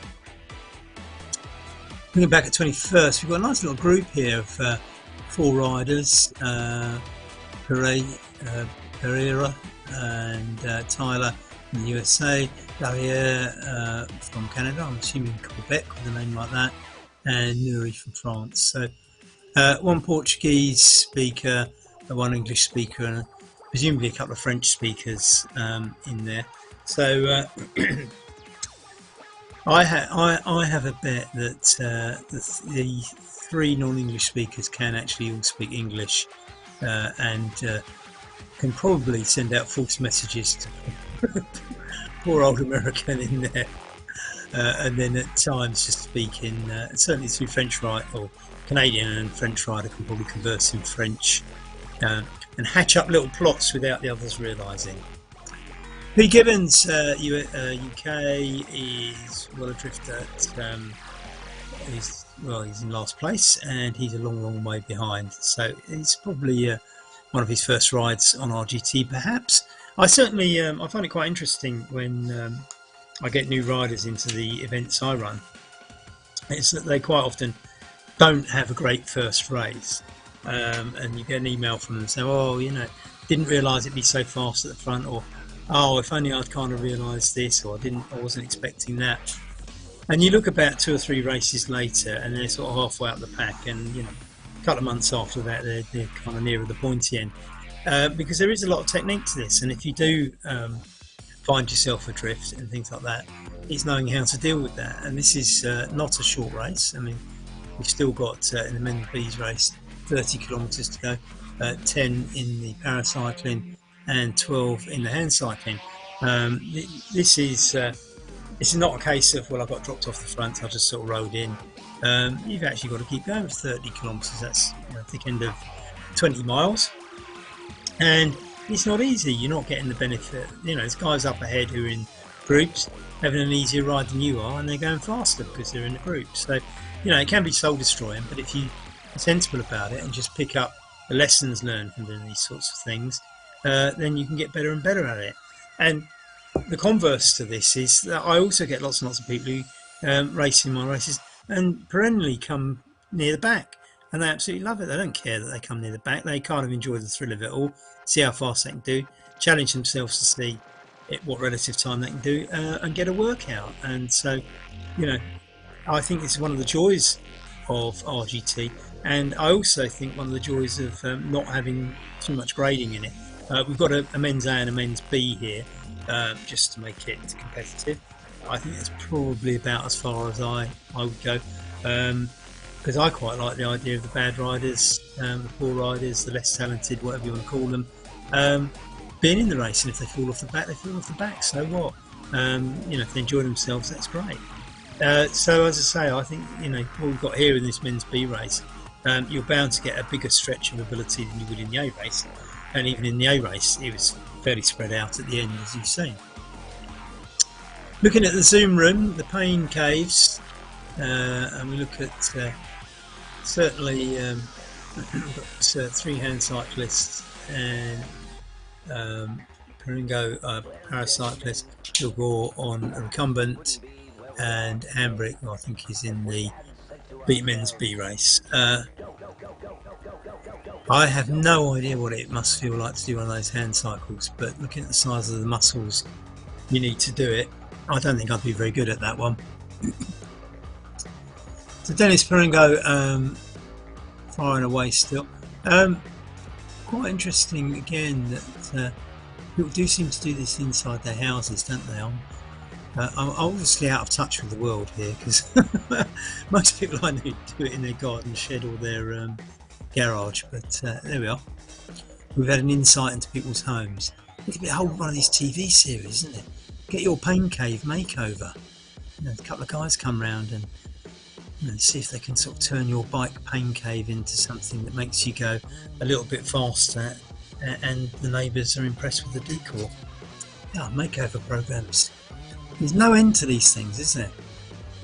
So let's go back to the men's B race and see if anything's split up. We've still got a sizable peloton there, and nobody's off the front, so that's holding together. That is, despite me saying that's a sizable peloton, that is probably down a couple, I would estimate, on where we were at last time. As I say, in most of the races, so this is the third race I've commentated on this afternoon. It is one of these things where I think it's attritional, particularly over the distance we're doing here. Still with 27 kilometres to go, so I still think we're on the thick end of 40 minutes of racing in this, the men's B race. I'd say the other 2 races will finish earlier, so we will be going back to those as they get nearer the finish. But this is attritional, as we see our Borders going off the front, and I can't say Borders now without I'm sorry for this this is unashamed little plug. My daughter has made a film called Borders, which is currently on release. It's actually about skateboarding, so I can't say the word Borders now without thinking about her film. So if you do have access to that, I'm sure you can watch it online. It's all about British skateboarding, but my daughter's film. So Borders, I hope that Mr. Borders is successful as well as my daughter's film is, but we're not doing skateboarding here, are we? We're doing echelon racing, and we love echelon racing. Don't forget, it's pros some weekends and community races for us mere mortals and the others, as R. Nelson goes off the front. No advertising going with his name. I don't think there's anybody else in there with a name that would sort of send my mind elsewhere. I was always reminded that there was a comedian in the UK some years ago who was always sort of told that he had these sort of good memory, and he always said that there was always references, he used references to remind himself of things, and that this is I think something that the human brain does, isn't it? That you certain words trigger certain thoughts, and unfortunately Borders is going to you better stay off the front, otherwise I'm going to keep talking about my daughter's film. So anyway, we digress, and let's get back to the racing. There's quite an international field there on the men's field. I see Slovenia, Canada, USA, and whatnot in there. We just lost the men's leaders. We go back into the pain caves. Paul Gilwell with his hands behind his head, looking like he's relaxing on the beach. I'm sure he's not. That looks like a proper pain cave, doesn't it? It's bike wheels and things like that all on the side. I suppose actually might have just. We'll go back to the men's. Let's have a look. D. Fred. That was. I was saying that names don't remind you of things. I was one of the first football matches I ever went to. And this is soccer in the USA. One of the, I can't remember, I think Bordeaux had a player called Fred, which I thought was a very unusual name for a Frenchman, but we see it crop up again here, D. Fred. So maybe Fred is as Francais as that. Certainly, there were certainly Austrian kings called Frederick and things like that, so it's certainly a European-based name. Somebody's off the back of that peloton, but they've got themselves back on again. It's not quite sure who. Yeah, and they're firmly back in now. The guy in the orange helmet and the white and black shirt. Probably M. Christian is off the front, small amount of meters, and it's not going to stick. I think the pace, look at the pace here, 48 kilometres, 49 kilometres an hour. Right, it's -2. Descents do seem to disrupt the pack. I'm never quite sure why, because I always think that you ought to be able to hang on. There's obviously some people who superpower off the front, and they cause a bit of stress at the back, as you can see there. The only thing is, I'm going to say two contradictory things. I've been in a lot of races where people have done damage on descents and they drop people off the back. However, I've been probably more races where somebody's trying to do that, and as soon as it gets flat again, the whole thing sort of pulls back together. So I would say that at best it may work 30-35% of the time.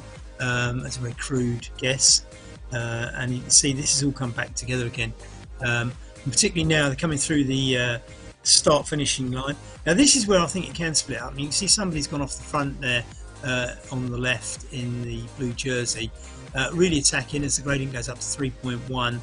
Don't forget 4.9 is the CB split. It's Boguslavski, and he's eked out 40 meters. Still with 24 kilometers to go. That's a big ask to see that all the way to the finish. But you can do damage. I think you can do permanent damage on climbs, that's for sure. Don't forget that hits about 4.9% momentarily, eases off, and then there's a very split second 6%. But I don't think the 6% is long enough to cause any damage. But like I was explaining with the descents, they seem to come together afterwards. It's one thing getting up the hill, but you need to accelerate off the top of it to sustain the damage. That hasn't happened for Boguslavski. He's now been taken over by Pavlich and Fred, the Frenchman, and Fred the Frenchman. That's got a ring to it, hasn't it? I like that, Fred the Frenchman. That's your new name. We've got Nelson, Christian. See, now we're into sort of famous sailors, isn't there? Because there's Horatio Nelson and Mr. Christian from the Mutiny of the Bounty. I should stop all this name connections. Rebec is a Slovenian. We're seeing more and more Slovenian riders in these races, and I think that's fantastic. I mean, I'm sure they're inspired by the current wave of wonderful professional racers they've got coming out of that country. But you don't produce professional racers unless you've got a groundswell of popularity for the sport anyway. Beautiful country. I have visited it, but I haven't seen much of it. I went across from the Italian border, but certainly from what I've seen of it in pictures, and when I did visit, I was looking at going somewhere else and didn't. It looks absolutely beautiful. I will revisit that at some point. So Kevin Broadstreet is the rider we're looking at, 260 watts on a gradient of 0.3. He's got a heart rate of 173, cadence of 98, 36 kph. Not particularly fast, but as I was saying earlier, in the A race, speeds here might be a little bit slower than you'll see in shorter races because there just simply is more. The other thing is as well that a short race on a flat course like this will probably keep the peloton together better because there's less time to sort of split it up. So again, shorter races would go faster for that reason too. But I'm sure we'd all, a lot of us watching will be delighted to be able to sustain something like 35 to 40 kph over this course. We look at Ben Nickerson riding at 42 and 200 and just edging up to not quite nudge 300 watts of output. This little group are working together. You can see these USA. It's rather fetching, that USA kit, isn't it, with that diagonal red and white stripe. I quite like that. It's quite eye-catching as well, isn't it? This series through Echelon is organised by USA Cycling, of course, and you can see the little crest on the side next to the Ben Nickerson data that we've got on screen. So thank you, USA Cycling. Hence why the men's A race was a UCI World Championship qualifier, and we wish the winners of the previous two races the best of luck. Shall we see how they're getting on in the hand cycling?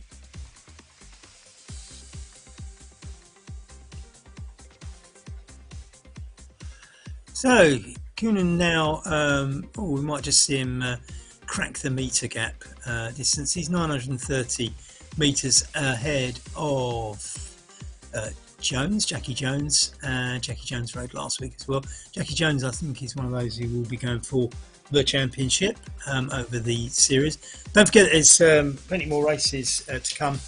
They run through January 2, so make sure you have a look at the Echelon Racing League, and you can see the website details just going across the bottom now here, www.echelonracingleague.com. It's got all the dates on there, both for the pro races and the community races as well. This is a community race.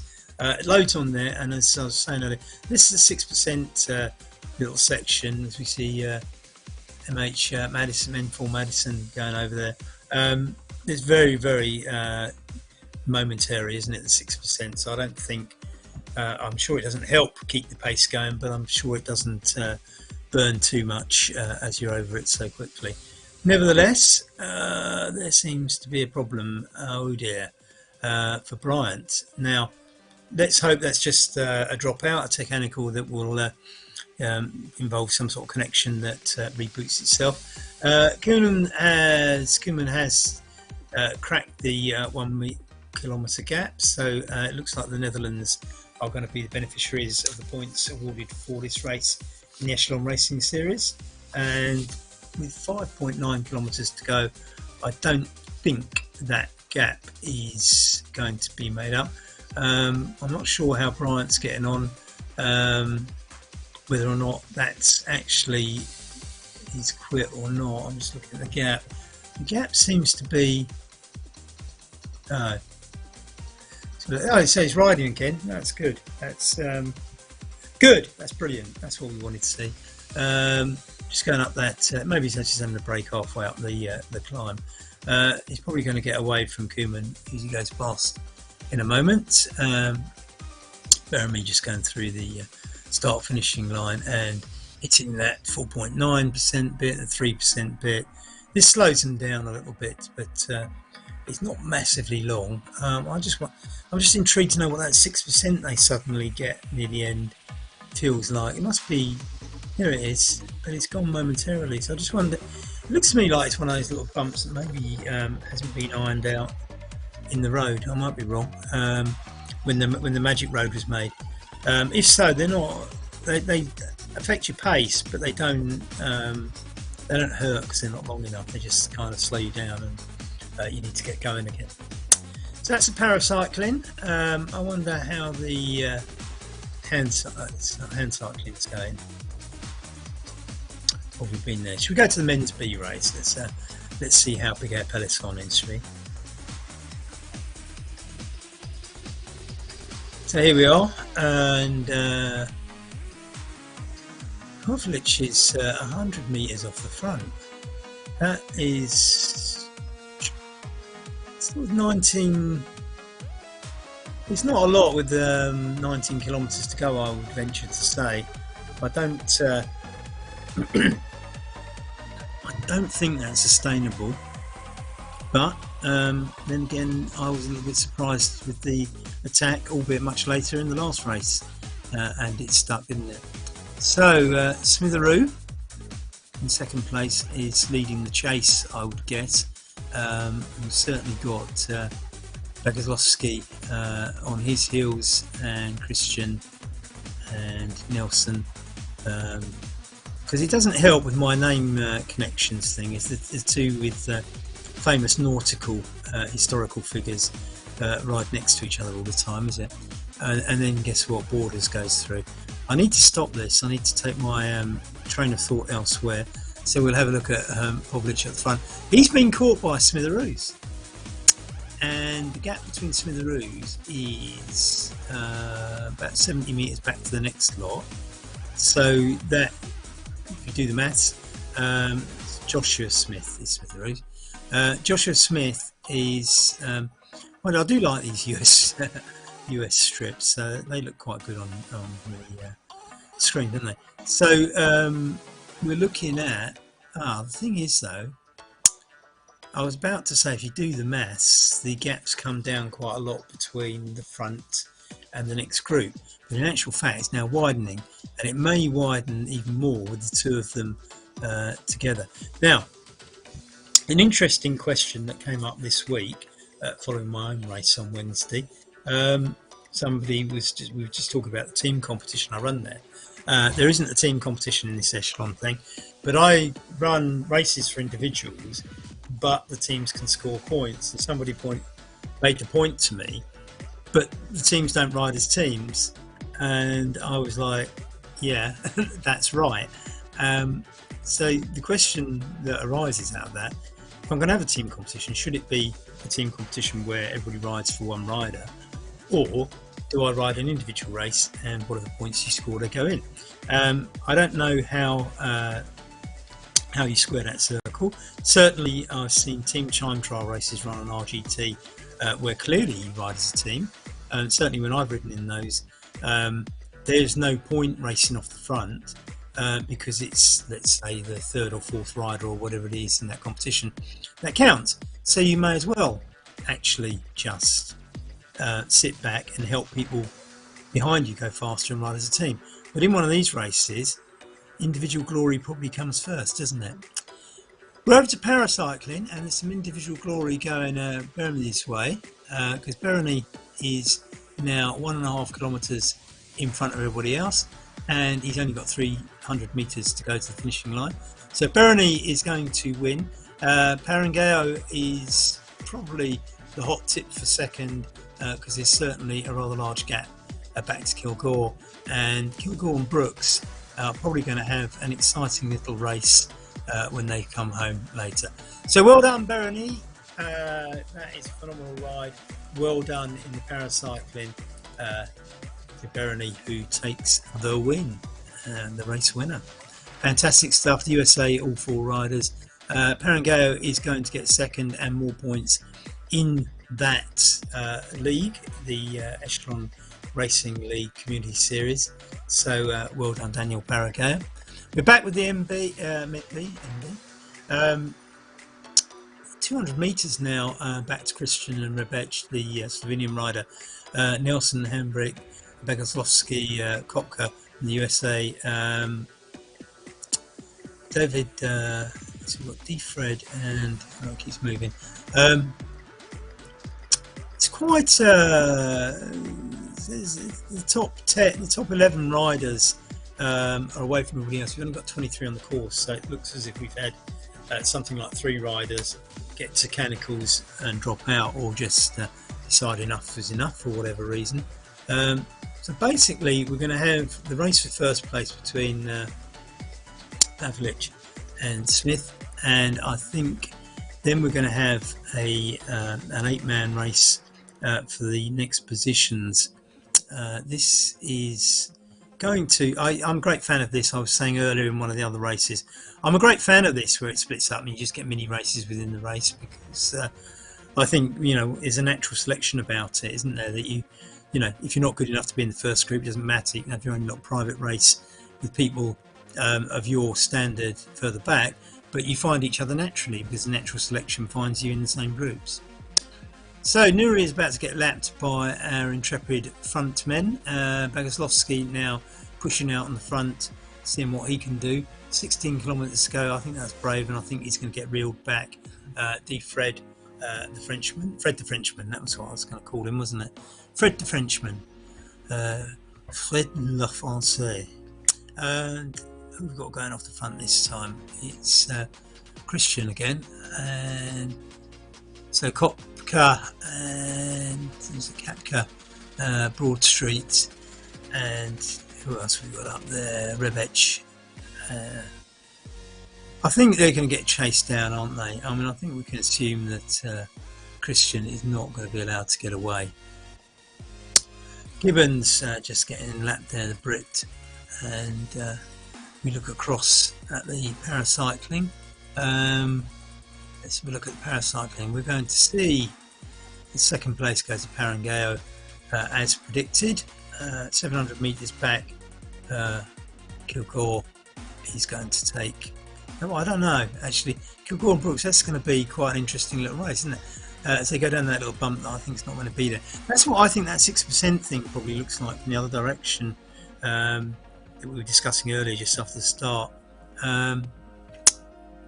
So Kilgore or Brooks? Kilgore's pulling away, isn't there? 500 metres to go.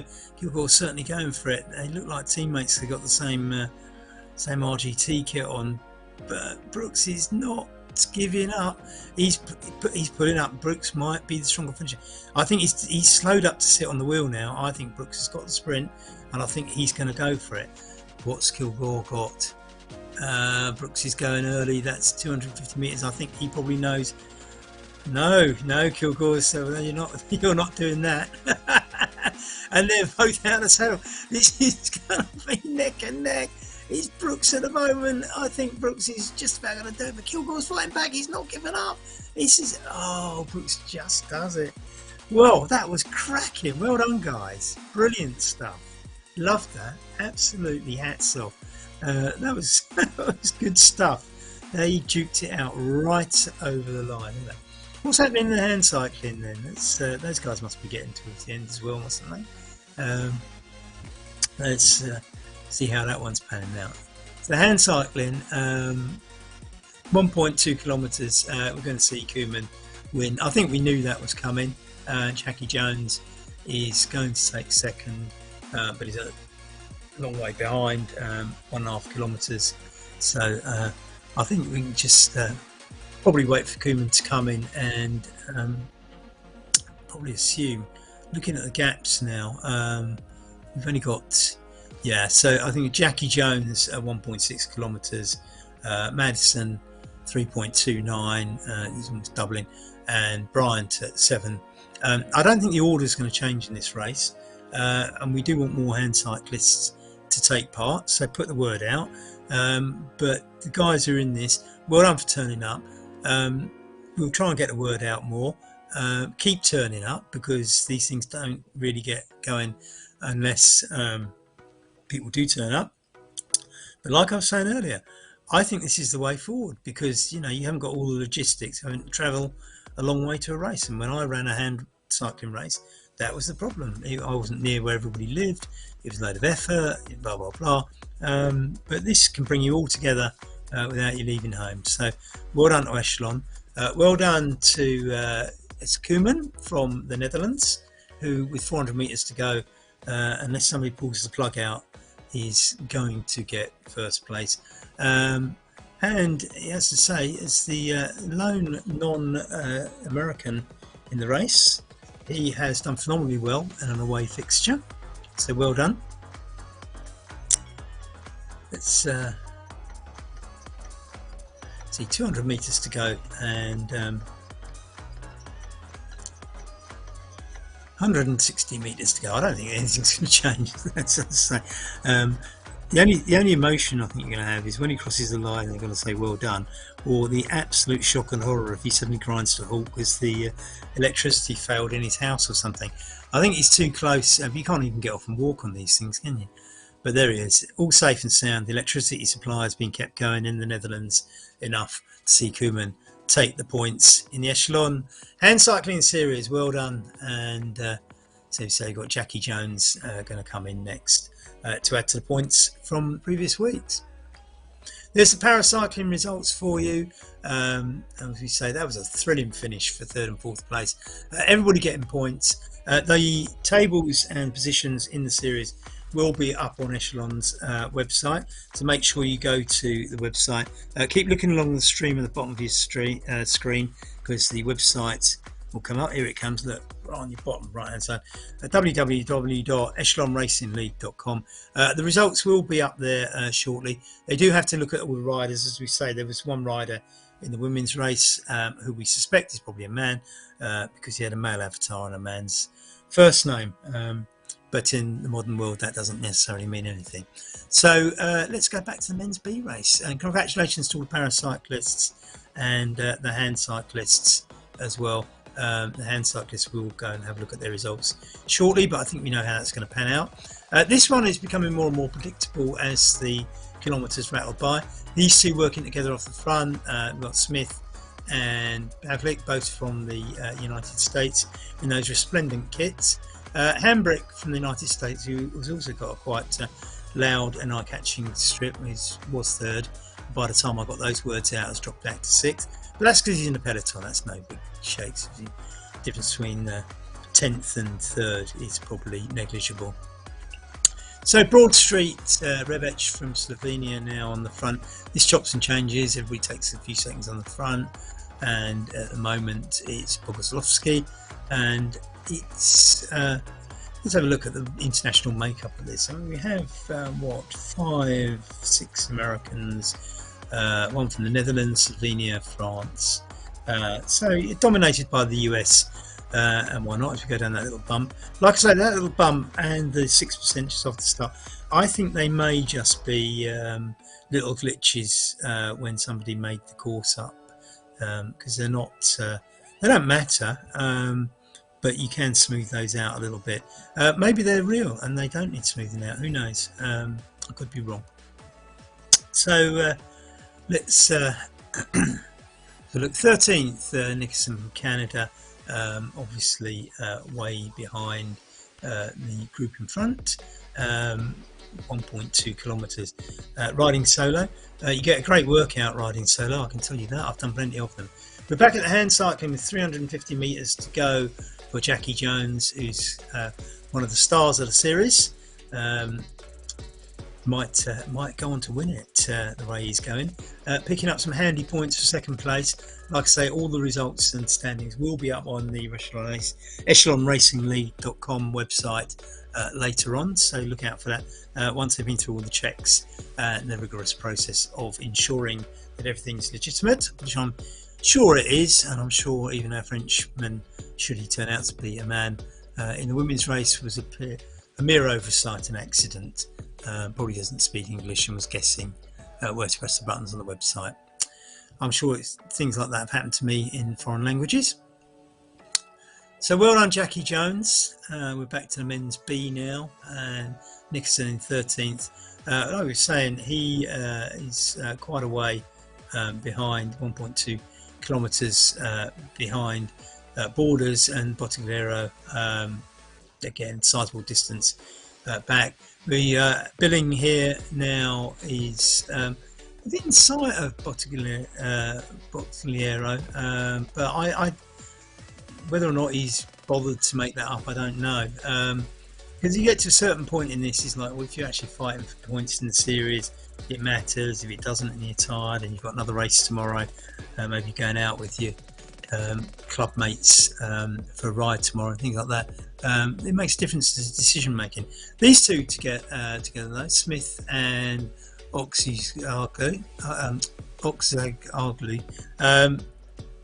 they have got the potential to have a little sprint at the end. Tyler's not So look, Mutis and Tyler are not too far apart, are they?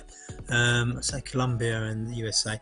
Then we get to Barriere, the Canadian, who I assume is from Quebec, with a name like that.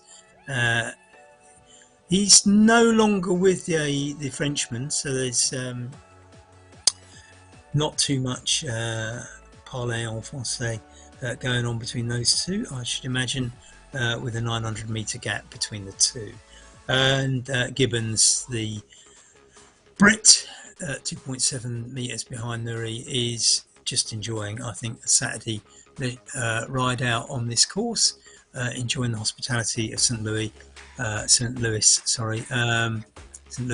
with a albeit stock Magic Roads scenery. So back to hand cycling now, as we just see how far we've got to go. 1.2 kilometres left for Madison, who looks like taking third place. 4.7 kilometres in front of Bryant. I don't think there's going to be too much contesting for that position. So well done, Bryant. It's always a pleasure to see people out doing this and getting some fun on the road. And as we see in fourth place, Bryant there, now still with 5.7 kilometres to go. So probably at that speed, another 10 minutes riding ahead. It is wonderful scenery. It's quite clearly a sunny day if you look at the scenery as well. So for those of us in the northern hemisphere who think it's winter, you can just maybe don't shut your eyes, but focus only on the screen and imagine it's a sunny day. How's that? Madison coming home now with 600 metres to go. This is something of a formality, but we make the old observation that certainly on Wednesday night in my race, there was one rider who absolutely the power went, and he was 20 metres from the finish and had to sit there while other people rode past and beat him. So nothing's for certain, but I think the probability is that we're going to see Madison pick up third place and the points in the Echelon Racing League. We'll go with third place. So we'll look forward to having a look at the league tables later. Don't forget, there's more racing tomorrow on here. We've got a big course tomorrow down in Colorado, involving a bit of climbing, and it's a long race too, 80 kilometres. So that's going to be quite an endurance test, both in terms of the ascent and the distance, and I'm very intrigued to see how that one pans out. We know that Bryant is now going to claim third place as he crosses the line. Well done, sir. An admirable ride. Fantastic stuff. We probably better have a look back at the men's B goings on, as we see it's going to take probably another 10 minutes for the final rider in the hand cycling.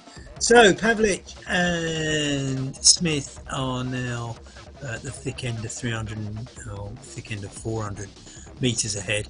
7.8 kilometres to go, working together. I think we can assume that those two are going to have a sprint finish. But just behind them, probably 400 metres behind them by the time we get to the finish, is this little bunch, and this is evolving into quite a nice little mind game, isn't it? Now, who in here really wants it, and who's glad that the little group they've in tagged them along and they've got position higher than they might have otherwise done? Who knows? We don't. They do. Well, I say they do. Individually they do. Collectively they don't, do they? And it's not even like a real race where you can look across at the eyes of the other person and see what they're what it's saying, listen to how hard they're breathing or anything like that. There's less indicators, isn't there? So we shall see. So these guys, what have we got? 1, 2, 3, 4, 5, 6, 7, 8. It's a group of about 9, isn't it? So no, maybe it's 10. Sorry. Nagoslovsky is certainly making a name for himself. It was quite interesting looking at the men's A race, isn't it? That there were names that were off the front all the time, and the results came up, and suddenly 2 or 3 people whose names had not even been mentioned in the commentary, who'd got decent placings just by sitting quietly in the peloton. So let's mention everybody's names so I can't get accused of missing anybody out. Bogoslowski third, Christian fourth, they just switched places. Broad Street Borders, Fred the Frenchman, Nelson, Kopka from the USA, Hambrick from the USA, but I don't think I've mentioned much. And we've got David Breaktu, another Frenchman. His name doesn't come up much. There he is in 10th place. David Breaktu. I wonder, can we see his stats, do you think? Is it possible? Interested to see what he's doing, because he's just quietly sat in there at that group without getting dropped at all. Oh, it's Breaktu. Okay, so I'm misreading. So David Breaktu from France. He's pushing out 230.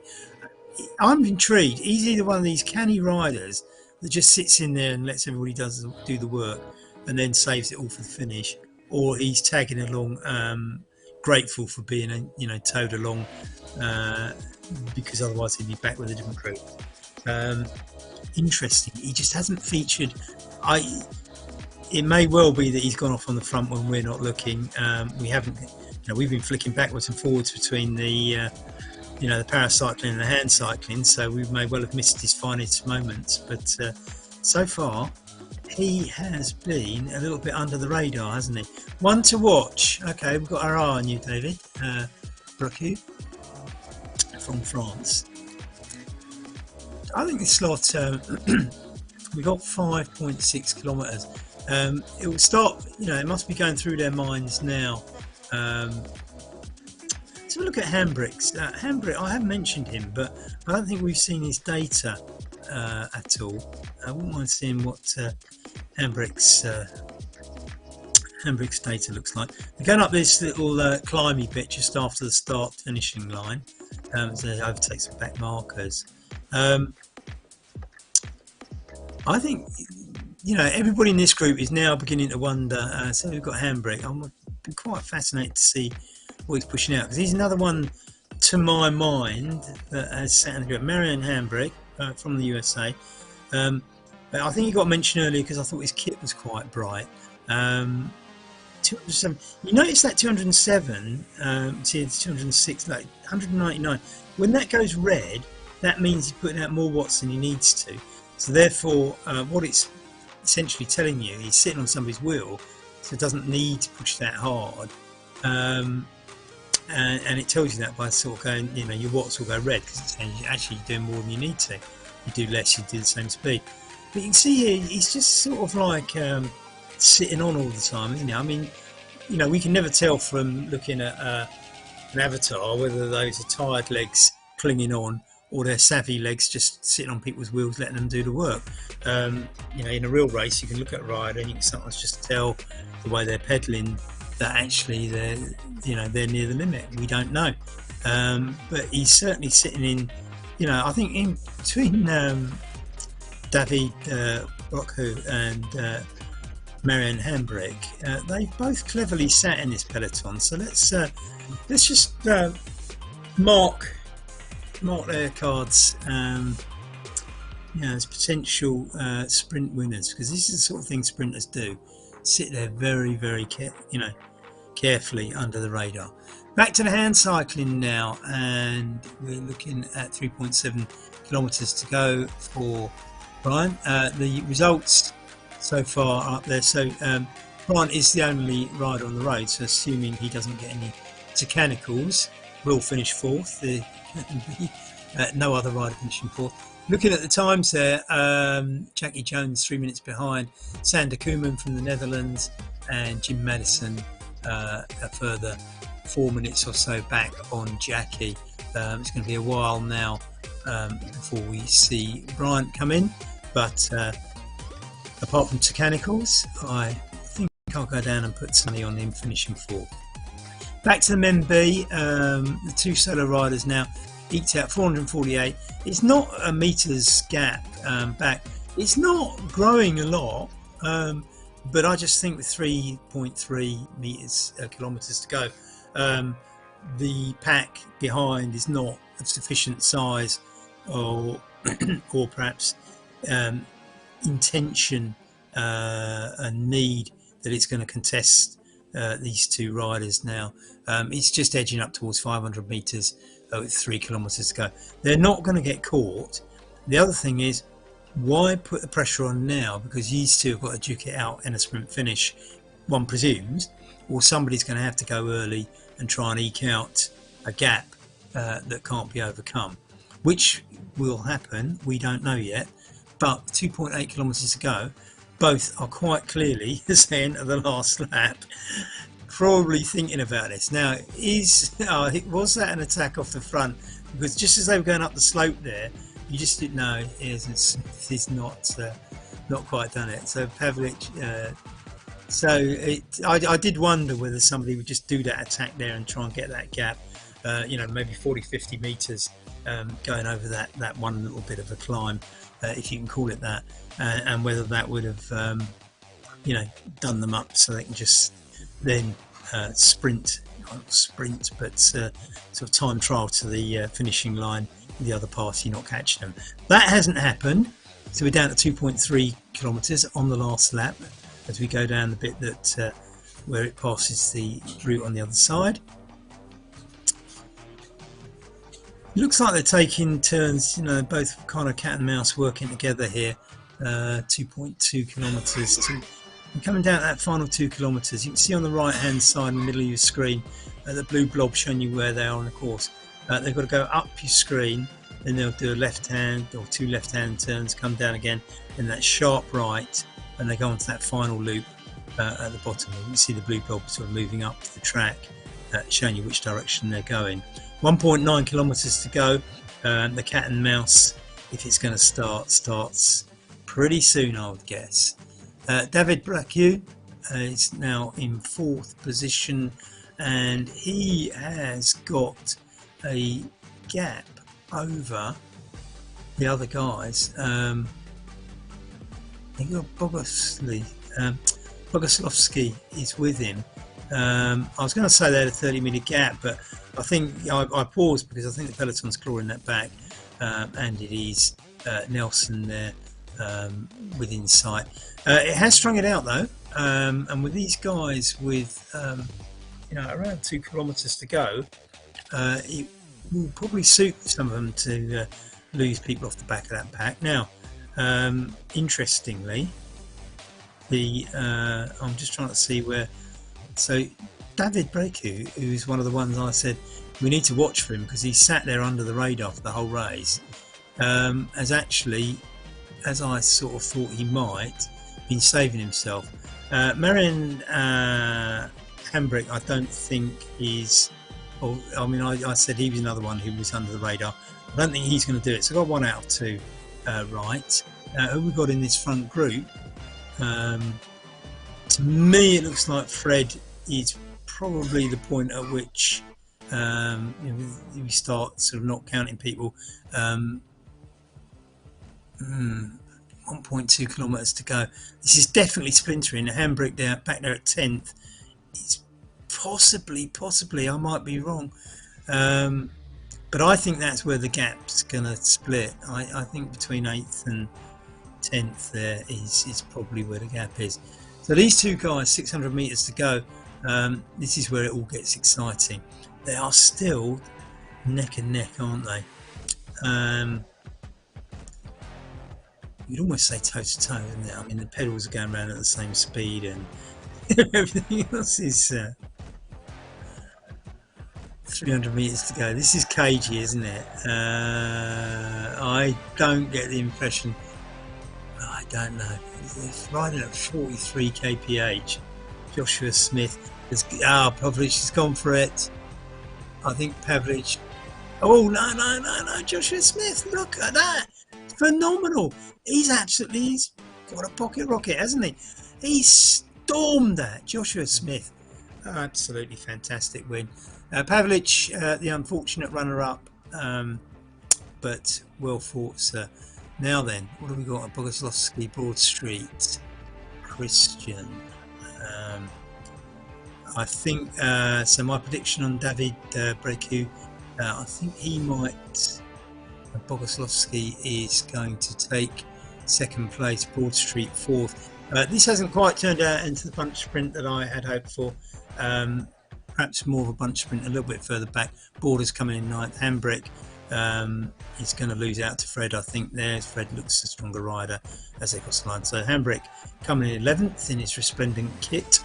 Kopka will be 12th. Did I say that? I'm not sure. Not quite sure why 12th and 14th next to each other. Well, we can't see Nicholson. Oh, I see. Sorry. The reason is, yeah, there's a lap difference. They're not actually racing on the same lap, are they? So Kopka's going to come in to finish. Nicholson's still got another lap to go. That makes sense now.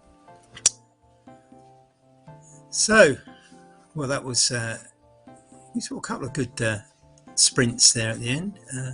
Barrier from Canada at 19th, 13 Nicholson coming in to finish the race on this lap, but still got 2.2 kilometres. Has the hand cycling finished yet? Are we?